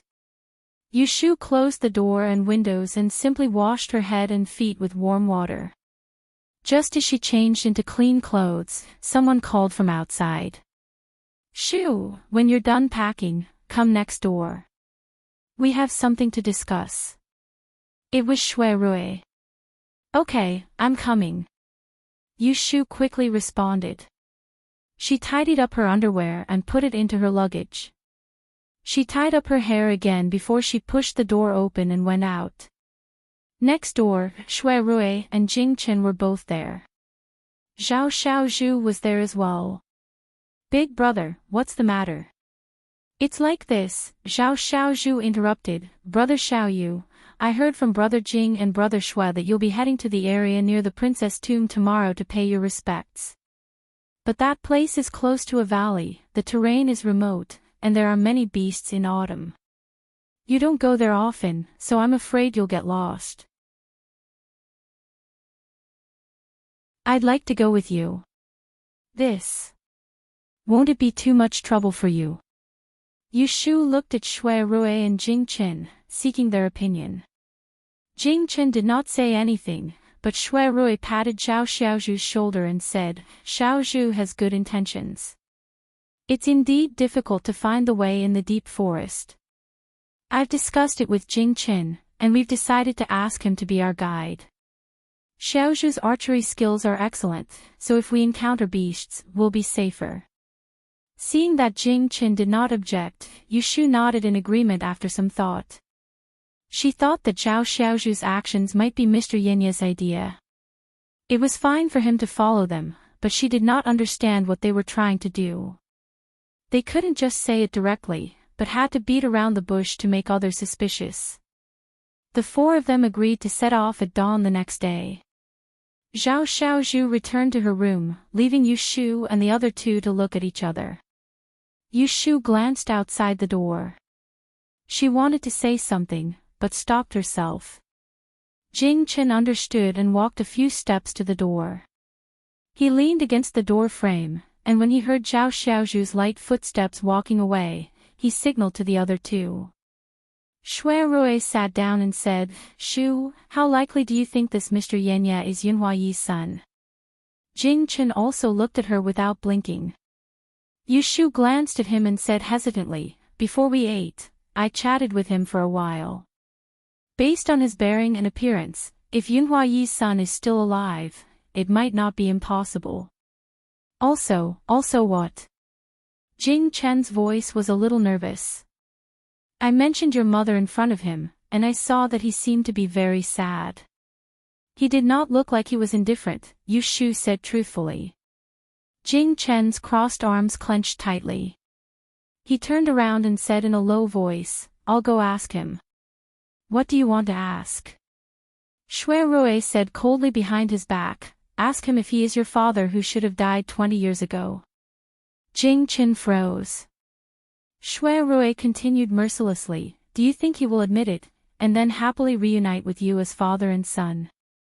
Do you know why Yunhua faked his death, and why he hid for 20 years for no reason? Do you think he refused to reunite with you because he has a heart of steel, or because he has his own difficulties? It was rare for Jing Qin to be impulsive. After being ridiculed, he calmed down and returned to the house with a gloomy look. Yu Shu saw that the two of them were a little awkward, and she did not know what to say. She could only look at Shui Rui. Seeing him shake his head at her, she thought about it and understood that he did not want to say it in front of Jing Qin, so she said, are we going to the princess tomb tomorrow? The purpose of their trip was to find the whereabouts of Yunhua. Now that the person suspected to be Yunhua had appeared, was there still a need to go to the princess tomb? It was just that Xiao Xiaozhu would follow them, and Mr. Yenya would not go with them. Whether he is or not, I have to pay my respects to my mother. Jing Qin said, then turned around and left. Yu Shu felt that she had said the wrong thing just now, and she looked embarrassed. How could she forget that Jing Qin was different from them? His mother was buried in the princess tomb, and he had to pay his respects. What should I do? She looked at Shui Rui gloomily. Shui Rui looked at the empty space outside the door. He slowed down his voice and said to her, have you forgotten that someone wants your life? Yu Shu did not know what to say. When she arrived here, she was only concerned with excitement and did not think about her family's life for a moment. Shui Rui's words reminded her, if Sir Yenya was Yunhua, then not only was he Jing Chen's father, he was also most likely the mastermind behind the murders in LoveLore Library. Once he found out that she was the one who had lost her life, wouldn't her little life be in danger? Zhao Xiaozhu may seem to be straightforward, but he is not stupid.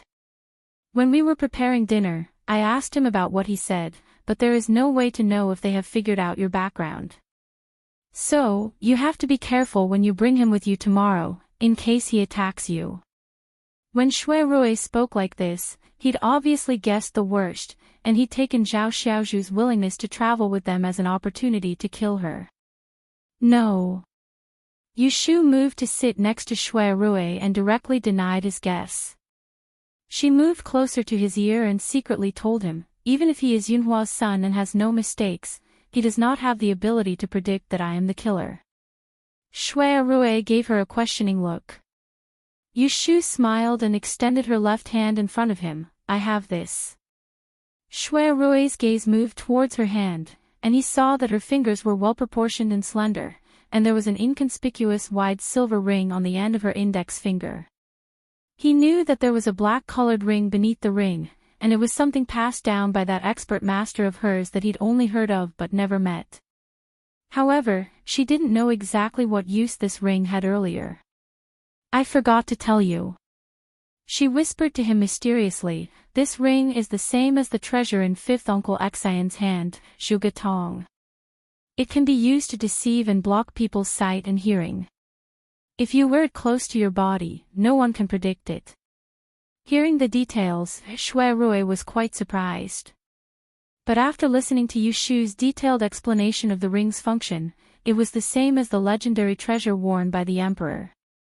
So you can rest assured. Zhao Xiaozhu following us to the princess tomb should not be to target me. Shui Rui believed that Yu Shu would not joke around with her life, so he was relieved. As for what Mr. Yenya's intention was, they could only take one step at a time. After the exchange, Yu Shu went back to rest. She still had to ride the horse early in the morning. She was also tired. She sat on the edge of the wooden bed and was about to turn off the light to sleep when she found a piece of white paper under the oil lamp at the bedside. She had seen Mr. Yenya right before dinner, so she recognized that the ink color was the same as the handwriting. She hurriedly pulled it out and saw that there were only 4 lines written on it.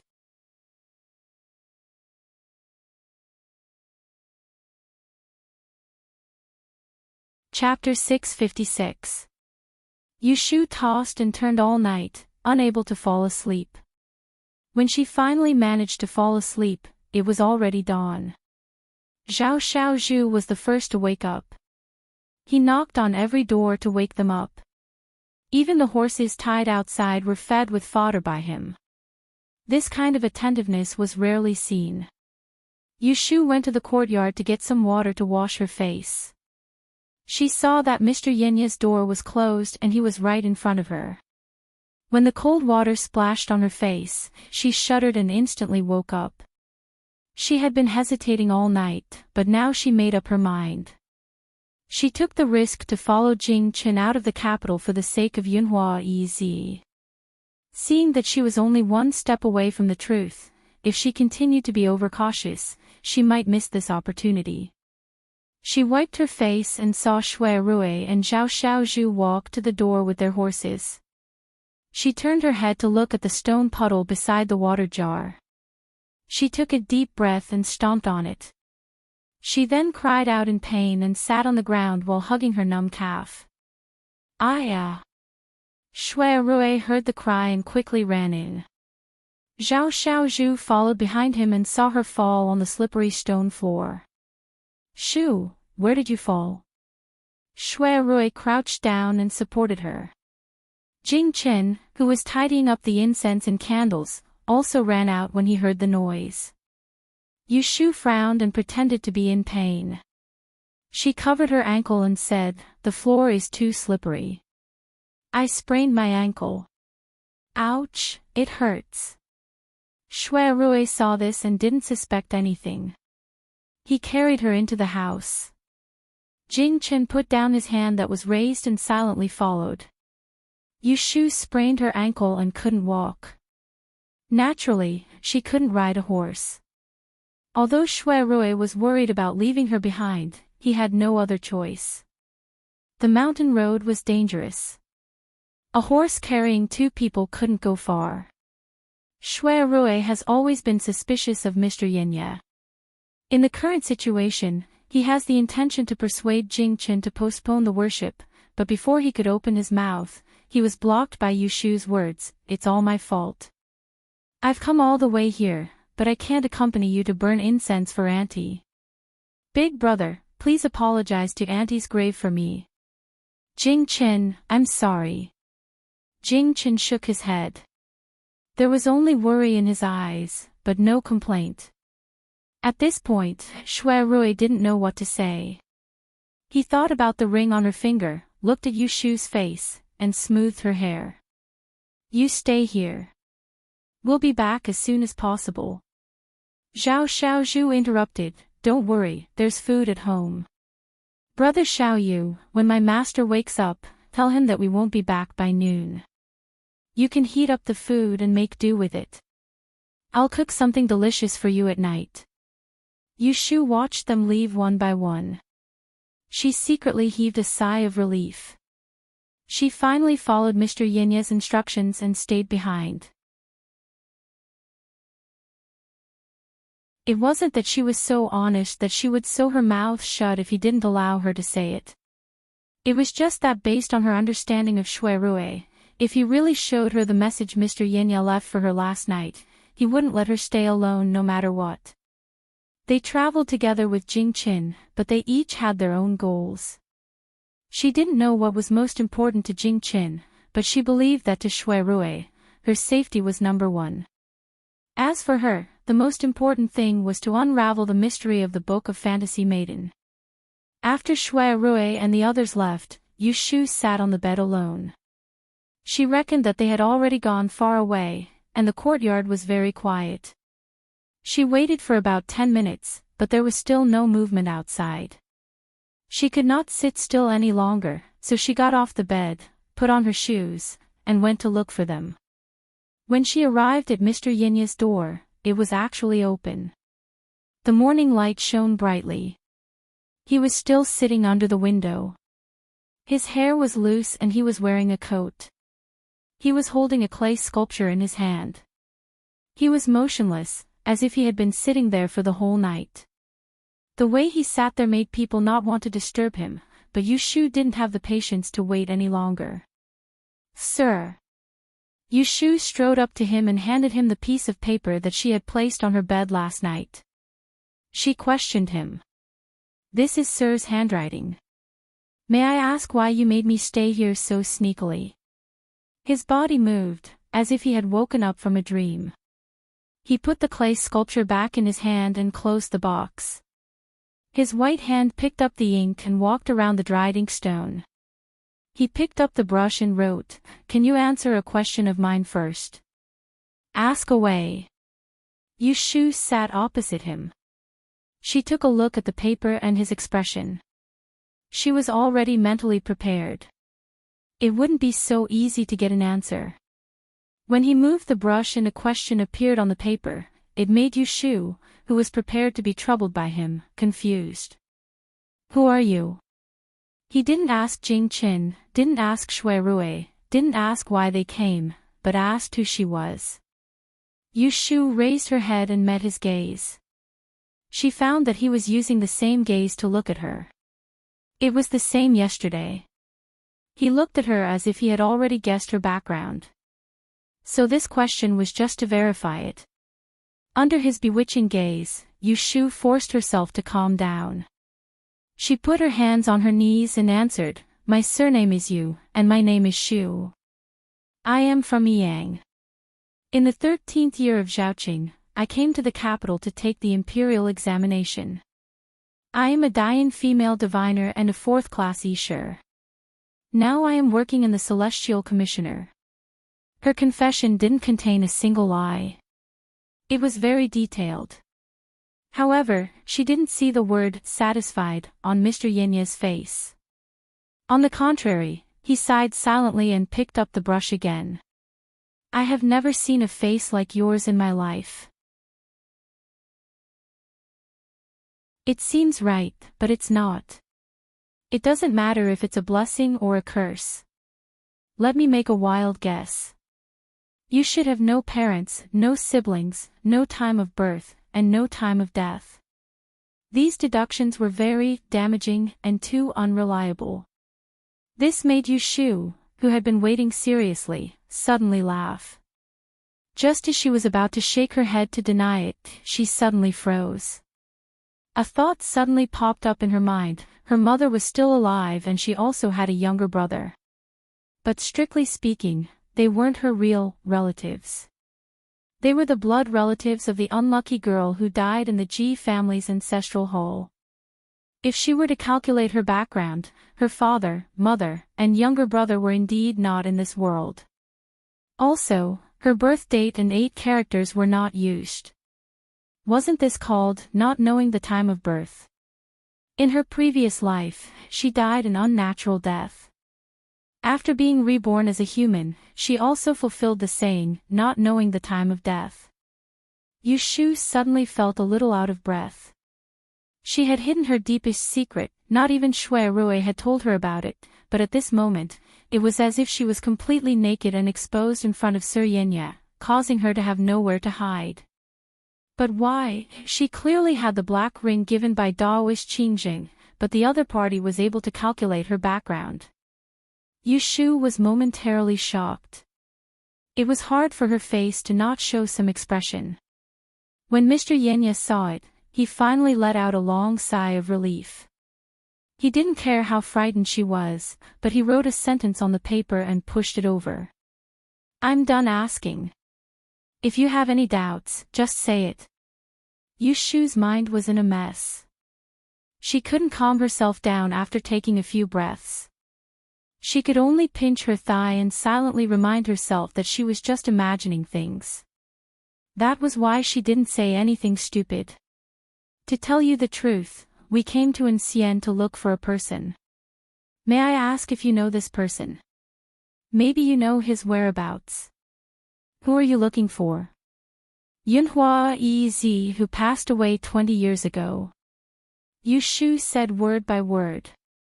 Then, she saw the person in front of her calmly write 3 words on the paper. "I am him." At this moment, Yushu simply didn't know how to describe her feelings. Even if she intuitively felt that Mr. Yenye was Yunhua when she saw him, the impact of his own admission still made her lose her composure. She stood up abruptly and almost knocked over the wooden box on the side of the stone table. Mr. Yenye, no, she should call him Yunhua now. He reached out his hand and pressed the wooden box. He pushed it further into the table. He raised his head and smiled at her. A few fine wrinkles appeared at the corner of his eyes. This smile strangely made the incomparably excited Yushu relax. Her train of thought returned to her mind. This person really was Yunhua. That's great. Yushu had 100 questions in her heart. Now that things had come to this, she didn't know where to start. She glanced at the wooden box in his left hand and had a flash of inspiration. She blurted out, "Sir, can I have a look at this box?" Yunhua hesitated for a moment, then pushed the box towards her. He nodded and let go of her hand. Yushu hurriedly took it and opened the lid. She saw a few clay figurines inside. They were of different heights and sizes. Each of them was made to look lifelike. She counted them. From left to right, there were a total of 4 figurines. Looking closely, 2 of the figurines had the shape of a woman. The other 2 small figurines had the shape of a child. She observed for a while before speaking again, "Sir, you told me yesterday that the figurines inside are your family members. Is this the princess?" She pointed at one of the 2 female figurines. The one who wore a long dress and had a pleasant smile. Yunhua nodded. "What about this one? Is she your sister?"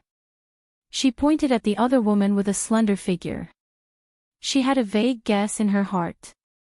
Yunhua shook his head and wrote, "They are all my wives." Then this one must be the pitiful first wife that she heard from the storyteller in the tea house. Yushu silently mourned for these 2 women who had wrongly given their lives. "Are these 2 children Sir's sons?" Yunhua nodded. Jing Chen was the child of him and the princess. The other one was Jing Chen's brother, whom he had no chance to meet. "Since you are not dead, why did you hide here for 20 years? Why did you not meet your family? Why did you think of them when you saw these things? Since you led us here, you must have recognized that Jing Chen is the son of you and Princess Liyue. You met your father and son, but you did not recognize him. Why?" Yushu had a good first impression of Yunhua, but when she thought that he was a man who would do anything to achieve his goals, even to the point of abandoning his wife and son, she calmed down and interrogated him aggressively. Yunhua lowered his head and wrote, "Someone wants my life." Yushu raised her eyebrows and said, "Sir, are you hiding because you are afraid of death?" Her tone was contemptuous, but Yunhua was not angered. He still had a straight face and wrote, "I am a person who deserves to die. My death is not to be regretted, but my last wish has not been fulfilled, and I am not resigned to my fate." Yushu's eyelids twitched. She finally got to the main topic. She did not want to directly ask about the Book of Mystic Fairy, so she waited for Yunhua to speak. His last wish was most likely because he could not fulfill the old man Qing Zhang's order to destroy the Book of Mystic Fairy. "What is your last wish?" Yunhua did not raise his head and wrote on the paper. It was a large piece of white paper. Most of it was filled with words, leaving only a few empty lines at the bottom. His words were smaller, and his calligraphy was more sloppy than before. Yushu could only see it clearly when she got closer.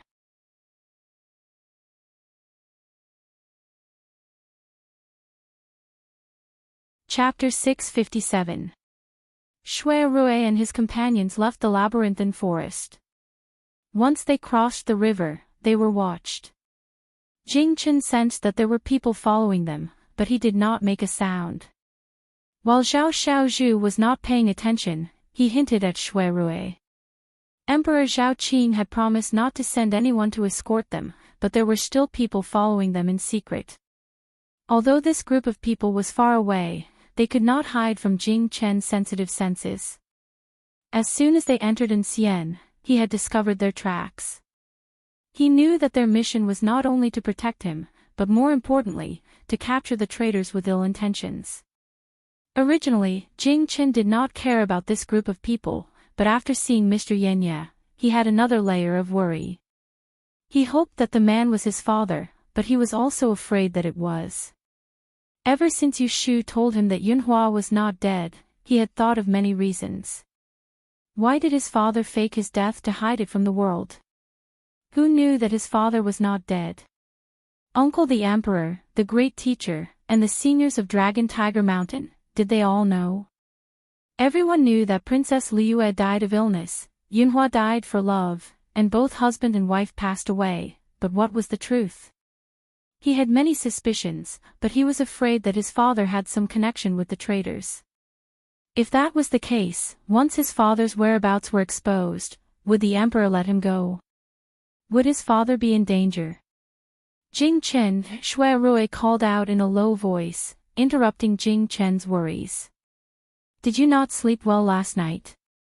You don't look well. I'm fine. Shui Rui glanced at Xiao Xiaozhu who had run ahead to open up the path. He tugged at the reins and approached Jing Chen. He walked alongside him and spoke in a casual tone.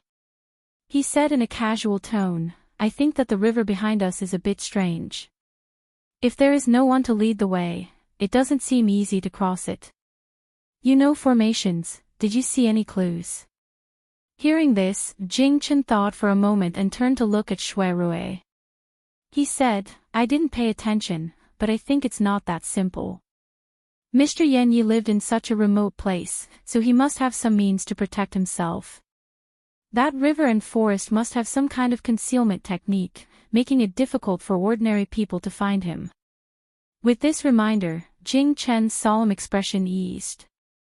Upon seeing this, Shui Rui let out a calm smile and did not speak further. Hey! You! Zhao Xiaozhu turned around and shouted at them, ride faster.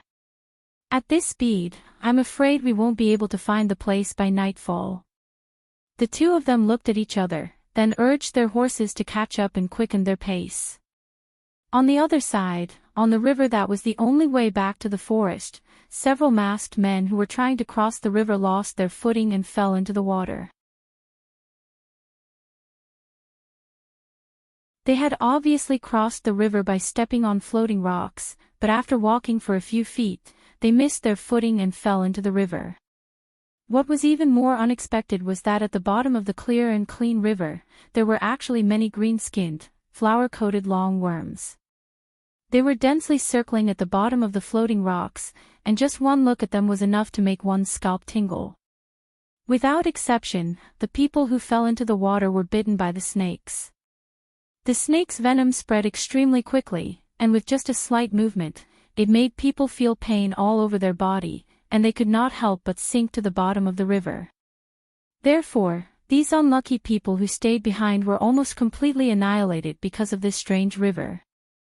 Just as Jing Chen and the others rushed to the princess tomb without stopping, Yu Shu sat in front of Yunhua and listened to his story. It was a story about Yunhua's son, a story that few people knew about. Speaking of which, you and I have some fate. Before I changed my name to Changzhou Yun Mufeng, I was from the hinterland of Jiangnan, Yang City. When I was ignorant, my family met with an accident, and I was adopted by my master since I was a child. He taught me to become a human, and after my studies were successful, I obeyed my master's orders and married a girl who was my childhood sweetheart. She was my first wife, Madame Han. When she heard this, Yu Shu was already 200% sure that Yunhua was her senior brother, the first disciple that Daoist Qingjing had accepted. Otherwise, how could there be such a coincidence in the world that they both met in Yang City? My master's kindness to me is as heavy as a mountain, and he is like a second parent. After I got married, he ordered me to go to Anling to do something for him. So I left my new wife behind and went to the capital to take the examination. Who knew that this trip would be the last time I saw him? Yu Shu did not need to ask around to guess what Qing Zheng had entrusted to him. Unless it was related to the book of fantasy Maiden Six Wrens, how could it have led to a fatal disaster? When Yunhua recalled these past events, he was not as calm as he appeared to be. Even though 20 years had passed, he had been regretting it day and night, and he had long numbed himself. He was talented, and his master had taught him meticulously for 20 years, allowing him to look down on everyone at a young age. Once he entered Anling, he was like a fish in water. While others were preparing for the examination, he had already made a name for himself in the capital. He gained royal power and wealth, and he even had a female confidant. Before the grand examination, I lived in the fragrant residence by the Jade Lion Lake. Every day, people came to visit me, and some even came to provoke me. One day, a young girl dressed as a man came and wanted to discuss with me. I talked about yin and yang with her in front of the door for 3 consecutive days, and before I was satisfied, I invited her to be my guest. Later on, I found out that she was the beloved daughter of the late emperor, Princess Liue. Those who studied Yi were naturally free and unrestrained, and Yunhua was even more outstanding. He did not reveal Princess Liue's identity. If she did not speak, he would just pretend that he did not know and befriend her. To think that I was so conceited, and I was the EZ back then, but I did not foresee this. After I won first place in the grand examination, my name spread throughout the world, and what followed was an imperial edict to betroth me and Liue to me. Overnight, I became the emperor's son-in-law. He was the EZ of the grand examination, and he became the leader of all the EZ in the world. He did not need the title of emperor's son-in-law to make it better. He only wanted to become the celestial commissioner, so that he could fulfill his master's wish. If he became the emperor's son-in-law, he would not be able to enter the court, so how could he be willing? Moreover, he already had a good wife, so how could he marry another? At that time, I was appointed by the celestial commissioner to go to the palace to meet the emperor, but I refused the emperor's favor. The emperor was furious, and accused me of despising the emperor's favor, so he sent me to the heavenly prison. There was also a villain who accused me of cheating in the grand examination, causing me to be in trouble. He was tortured in the prison and almost lost his life. When his life was hanging by a thread, Liue came to visit. She felt guilty and knew that she could not force him, but in order to save his life, he agreed to betroth her to him. Everyone fears death, and so do I, Yunhua said this indifferently. Yu Shu felt the same way, and she also felt emotional. So what if he was the EZ? Under the imperial power, he was still at the mercy of the emperor. The world is unpredictable. After I married Liue, the former emperor probably wanted to make it up to me, so he allowed me to enter the celestial commissioner to discuss official business. This was exactly what I wanted. I wanted to complete my master's request, so I had to find an item in the celestial commissioner. Therefore, the title of EZ Yunhua became his weapon to deceive others. It allowed him to enter and leave the celestial commissioner freely. The title of emperor's son-in-law also gave him special privileges that others did not have. He had to admit that if it was not for Liue, he would have searched for another 8 to 10 years and still not had the chance to see this item. Did you find it in the end? Yu Shu finally could not help but interrupt. She had been in the celestial commissioner for a few months, but she did not even catch a shadow of the book of mystery Maiden Lu Ren. If she could find out its whereabouts from Yunhua, it would be the biggest reward of this trip. Yunhua looked up at her, his left hand gently stroking the box of clay figurines. There was a self-deprecating look in his eyes, and he smiled faintly.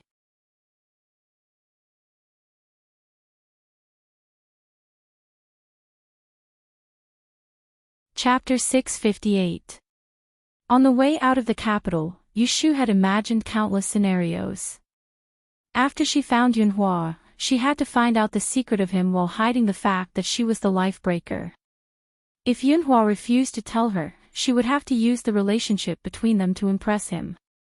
Who knew that before she could even play her trump card, Yunhua had already blasted her face full of blood with a golden flower. It was actually in his hands. As expected, he was the eldest disciple taught by that old monster, Qingjing. Compared to the ferocity of this eldest disciple, she was really weak, okay? Watching Yunhua casually turn over the page of his narrow escape after stealing the treasure, Yushu could not imagine the thrill at that time, but she was sure that he had lost too many things because of it. The identity that was admired by thousands of people, the woman who was infatuated with him, his flesh and blood, and even his voice, were probably destroyed in that accident. Yushu suddenly felt pity for him. She should have paid more attention to the thing in his hands, but when she opened her mouth, she asked an irrelevant question. "You regret it, don't you?" Yunhua sighed, changed another piece of paper, picked up the pen, and wrote, "My family was separated, my family was ruined, and I implicated the innocent. How can I not regret it?" Yushu thought that the innocent he was referring to must be Princess Liyue, his wife, Han, and his eldest son whose whereabouts were unknown. As for Jing Qin, after so many years, you did not dare to recognize Jing Qin. Did you not try to find Han and her son? With your ability, have you not divined their whereabouts? Yunhua felt pain in his eyes. He shook his head gently and wrote, "At that time, I left Yang for the capital. I did not know that my wife was pregnant. I changed my name to Changzhou's Yun Mufeng and entered the capital for a few months. Only after Dian released the results, I quietly asked someone to send a letter to my hometown, and then I staggered into prison. When I married Liyue, I received a reply from my hometown. In the letter, it was written that my wife, Han, was pregnant and asked me when I would return. I felt very guilty, but I could not tell her the truth, so I could only entrust my distant best friend to take care of my wife and child." What happened next? I entered the Celestial Commissioner's office to discuss matters. On one hand, I began to inquire about what my master had ordered me to find. On the other hand, I also participated in the battle for the throne. He knew that this was dangerous and that he would be killed. That's why I don't even write letters to my hometown, so I have no way of knowing when Madame is about to give birth, or when my child will be born. After all, he was a mortal. Even if he could foresee the future, he was still a mortal. How could he predict the affairs of the world? It was laughable that he was so smart and conceited that the people of the world admired him. His name, Ez, was recorded in the historical records, yet he could not even protect his own flesh and blood. The 12th year, the 8th month. I divined that I already had a son, and only then did I know that Madame had given birth to a son for me. However, Madame's fate was very dangerous, and I was very worried. At that time, the late emperor was old and sick in the palace. When it was time to appoint the crown prince, after my marriage with Liyue, I naturally supported her brother, the emperor and the prince of Xiang. As Ez, he was known as the world's Ez. He was also granted special privileges by the late emperor, becoming the unprecedented Celestial Commissioner's prince consort. At that time, there were rumors that the late emperor intended for him to take over the position of the Celestial Commissioner, so several princes eyed him covetously. Since they could not win him over, they deliberately tried to frame him. I was afraid that someone would find out about my wife and child in my hometown and use it to threaten me. However, the battle for the crown prince was at a critical juncture, and there were countless spies outside the prince consort's mansion, so I did not dare to act rashly. At that time, I had a treasure called Zhugetong, which had a strange ability to confuse and deceive people. I sent my confidant to secretly send a letter to a friend's mansion, and entrusted him to find someone to send this item to my wife in my hometown, and then send the mother and child elsewhere to settle down. Who would have thought that I was one step too late? At the beginning of the 13th year, I divined for Madame's safety as usual, but unexpectedly, I knew that she had already died. The ink spread on the paper, and Yunhua's hand that was holding the brush trembled slightly. Yushu could see his deep regret from his reddened eyes, and she could not bear to see him continue writing. Yunhua's writing brought her a lot of information, and the rights and wrongs that happened 20 years ago were emerging step by step. She combined the relevant people and events, and already had a speculation. Zhuge Tong was now clearly in the hands of Axian Lishan. The discord between Axianya and Axian Lishan, father and son, was most likely because of Yunhua's entrustment. Based on her dealings with Axian Lishan these days, she could tell that he was not a treacherous villain, but Axianya might not be the same. Then, it was most likely that Yunhua had sent someone to deliver the treasure to the Axian mansion, but in the end, Axianya intercepted it.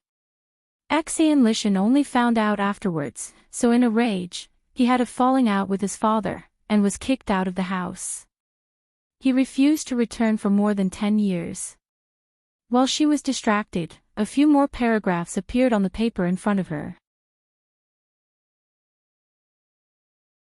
Madam has passed away, and the fate of my child is unknown. I am disheartened, and have already begun to think of retreating. It's funny that on the night of the Shangyuan festival, I had to force a smile and rush to the palace banquet. After I got drunk, I returned to the Celestial Commissioner, and accidentally entered the Taishi Tower of the Great Tipping Point. From there, I accidentally peeped into the sky above the inner courtyard, and there was a natural phenomenon. I knew that there must be a treasure hidden here. He suspected that the thing that his master wanted him to find was hidden there, so he stayed at the Celestial Commissioner for days and nights, using the name of official business to deceive others, and forgot to eat and sleep to calculate the location. Finally, he locked onto a treasure in the Kunling Bureau of the Celestial Commissioner.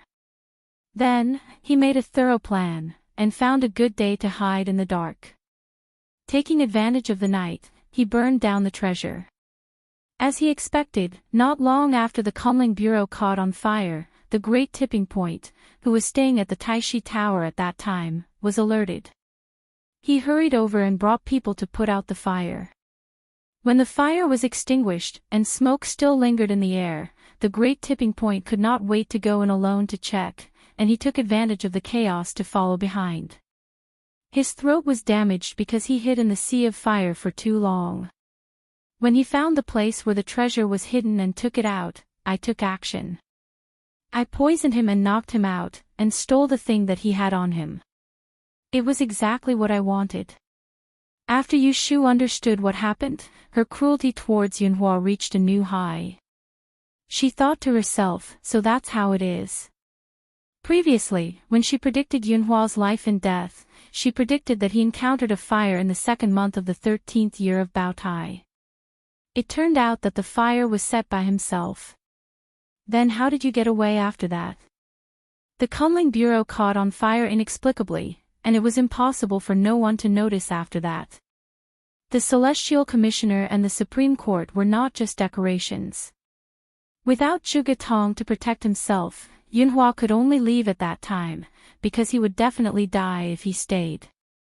On the second day after the incident, the palace ordered the city gates to be sealed, and the people were not allowed to enter or leave.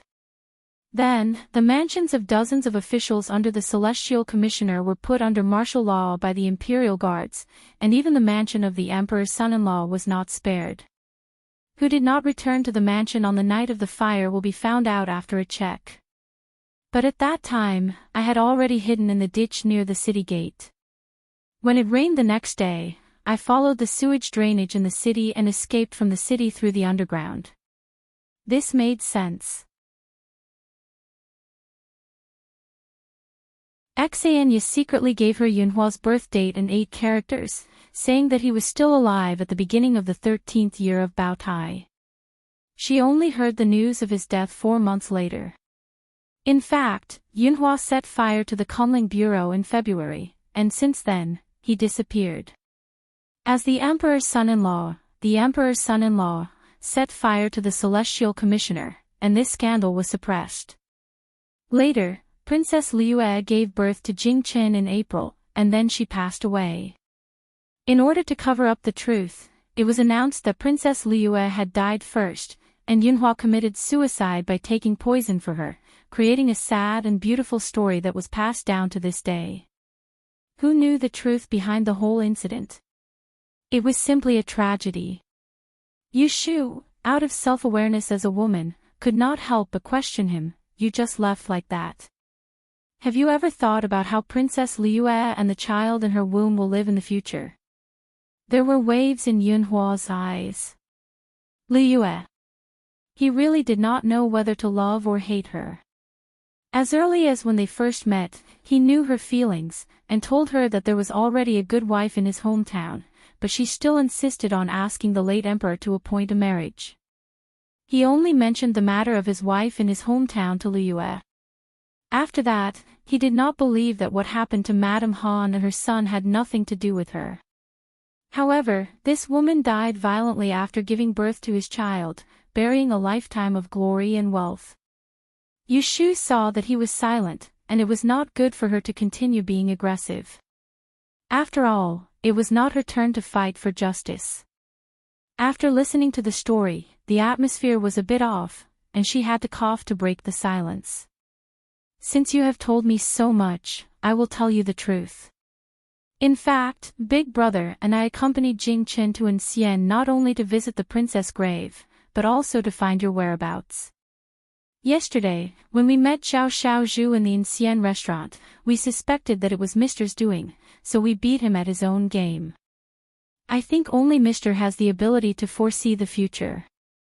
I wonder how much Mr. knows about our purpose in coming here. Yunhua had already confessed his identity, so he did not speak in riddles with her anymore. He wrote, I know Jing Chen's birth date and 8 characters. After I settled down, I would do divination for him from time to time. A few days ago, I observed the stars and saw that Ziwei was fighting and the ghost constellation was bright. I knew that a debt of sin was approaching. I divined that there was a man and a woman by his side, so I asked Xiao Zhu to wait in Xian County. If he saw the 3 of them together, I would lead him here. Yushu was puzzled. There are many groups of 3 in the restaurant. Why is Xiao Zhu sure that it is us? Could it be that he has seen Jing Chen before? Hearing this, Yunhua got up and went to the stone cabinet at the side. He took out a scroll painting and handed it to her. Yushu opened it and saw that there was a half-body portrait painted on it. The facial features were vivid, and there was no doubt that it was Jing Chen. The scroll itself turned out to be an imperial notice. When she saw the imperial notice, she frowned. She remembered that half a year ago, after Jing Chen regained his memory, he left without saying goodbye. In order to find him, the emperor posted the notice on the streets of Enling City. It caused an uproar for a while. Unfortunately, she was tied up by the Celestial Commissioner for interrogation, and one of her little fingers was broken. Just as her thoughts wandered, she turned around and saw that there were 2 more sentences on the paper. You are looking for me for 2 things, to save your life and to seek answers. Yushu looked at the last 4 words and compared them. She was surprised. This seeking answers was referring to Jing Chen. Could it be that, saving my life, was referring to herself? The feeling that she could not hide surged up again. She could not help but wonder if Yunhua knew about her background. Was that why he was so generous in telling her so many secrets? P.S.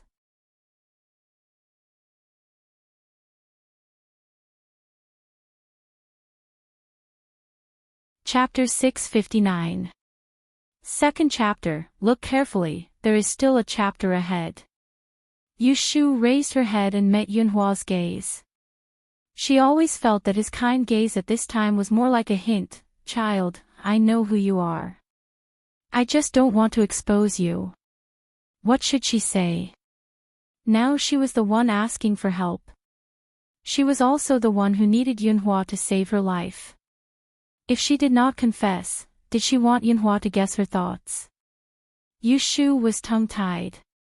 When she thought about it, she broke into a cold sweat. Her decision to stay here today was practically digging a hole for herself. As long as Yunhua threw the bait in his hand into the hole, she would not need to do anything else, and she would willingly jump into the hole. Seeing that she lowered her head and pondered, Yunhua put down his pen. Yu Shu did not think for long. Why would Yunhua tell her everything he knew? He had already shown enough sincerity.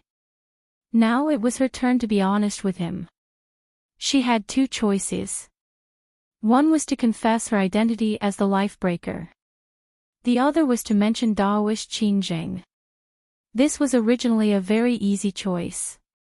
Compared to the identity of a junior in the same faction, the Lifebreaker was obviously much more important.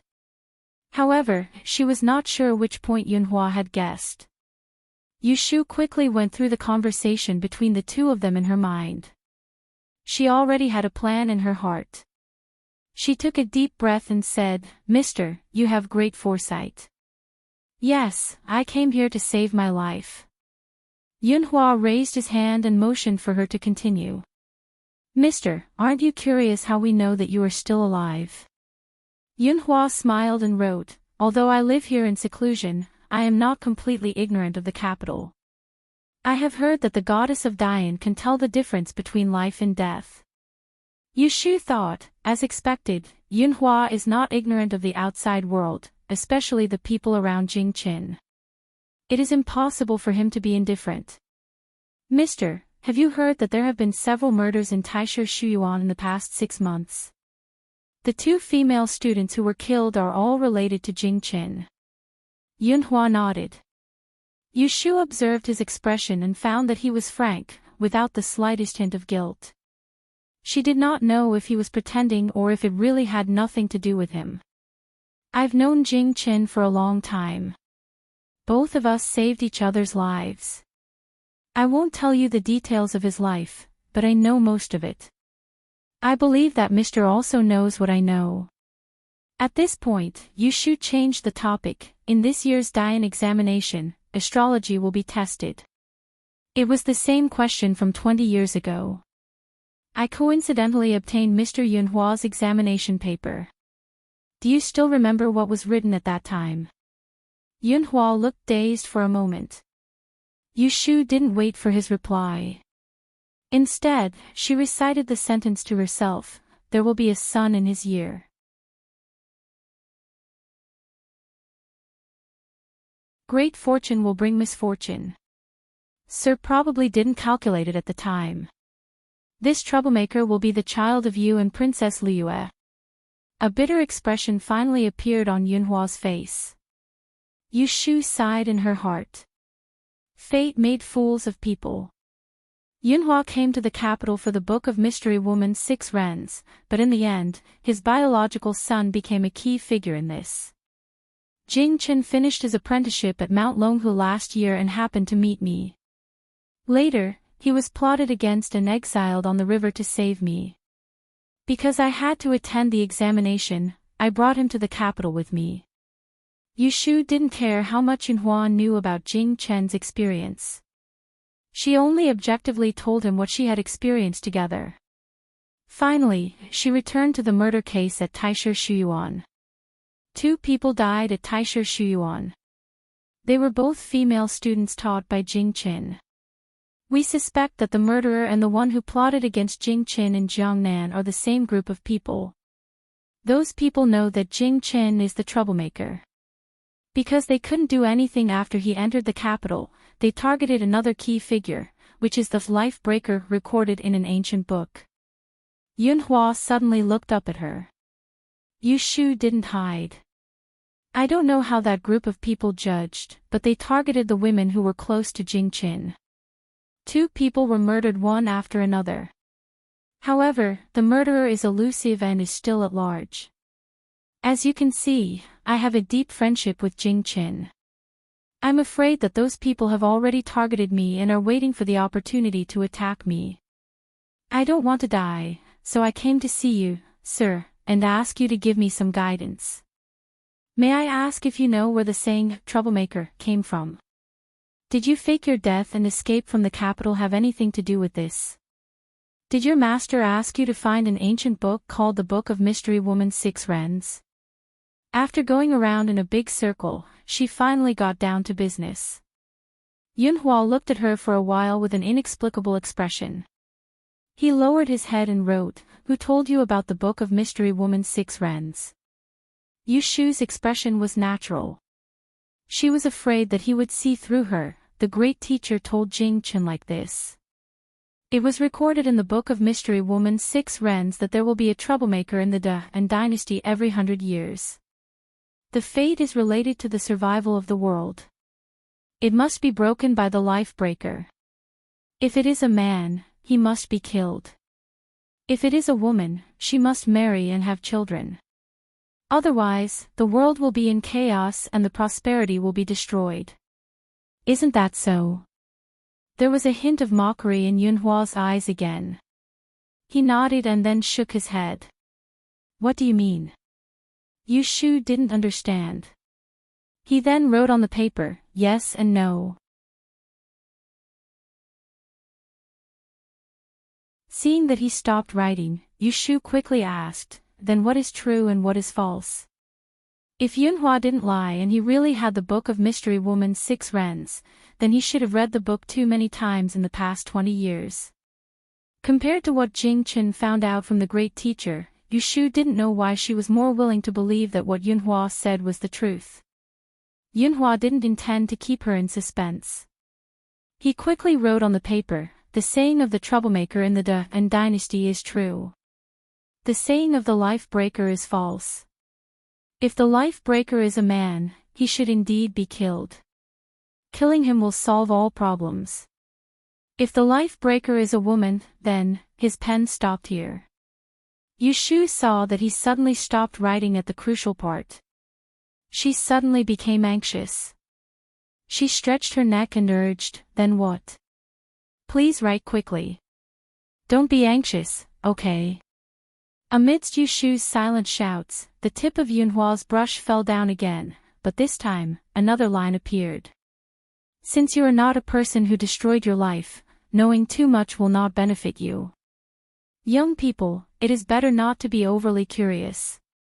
Yu Shu wanted to cry but had no tears. How could he tease her like this? It was better not to say anything halfway. Yunhua saw all kinds of subtle reactions from her. He felt sad and didn't want to argue with her anymore, lest he made things worse. So, he picked up his pen again. He wrote 2 lines and handed them to her. My child is stubborn. Think about it carefully. If I wanted to harm your life, why would I be so long-winded with you? Yu Shu was stunned. Yunhua smiled silently. He put down his pen, put the dozen or so pieces of paper he had written on together, and put them in a small basin under the stone table. He lit it and ignited it. After a while, ashes floated in the air. It wasn't until the papers in the basin were burned to ashes that Yu Shu came back to her senses. She stared at Yunhua with a complicated expression. At this point, if she still didn't know that she had exposed herself, she would really be a pig. It turned out that Yunhua had already seen through her that she was the life breaker. The reason why he patiently accompanied her in such a big circle was to let her let down her guard and admit it herself. Yu Shu was very depressed, but she was also convinced. No wonder Yunhua had the ability to find the book of Fantasy Fairies 6 Rens and escape. With this kind of scheming, even if there were 10 of her, she wouldn't be able to catch up. There was only one thing that puzzled her. She wore the treasure of the 7 stars ruler with her. How could Yunhua predict her? If she wanted to know the answer, she had to confess to Qingjing, who gave her the black ring. Yu Shu couldn't make up her mind. Yunhua's family was broken up because of the old man. Would he bear a grudge and vent his anger on her? Your master. Yu Shu carefully looked at his face and said, he asked you to do such a dangerous thing and caused you to fall into such a situation. Don't you blame him? As you said, he taught you all your skills, so he should be more capable. You left your hometown for him, but he couldn't protect your wife and child. Yunhua's face darkened.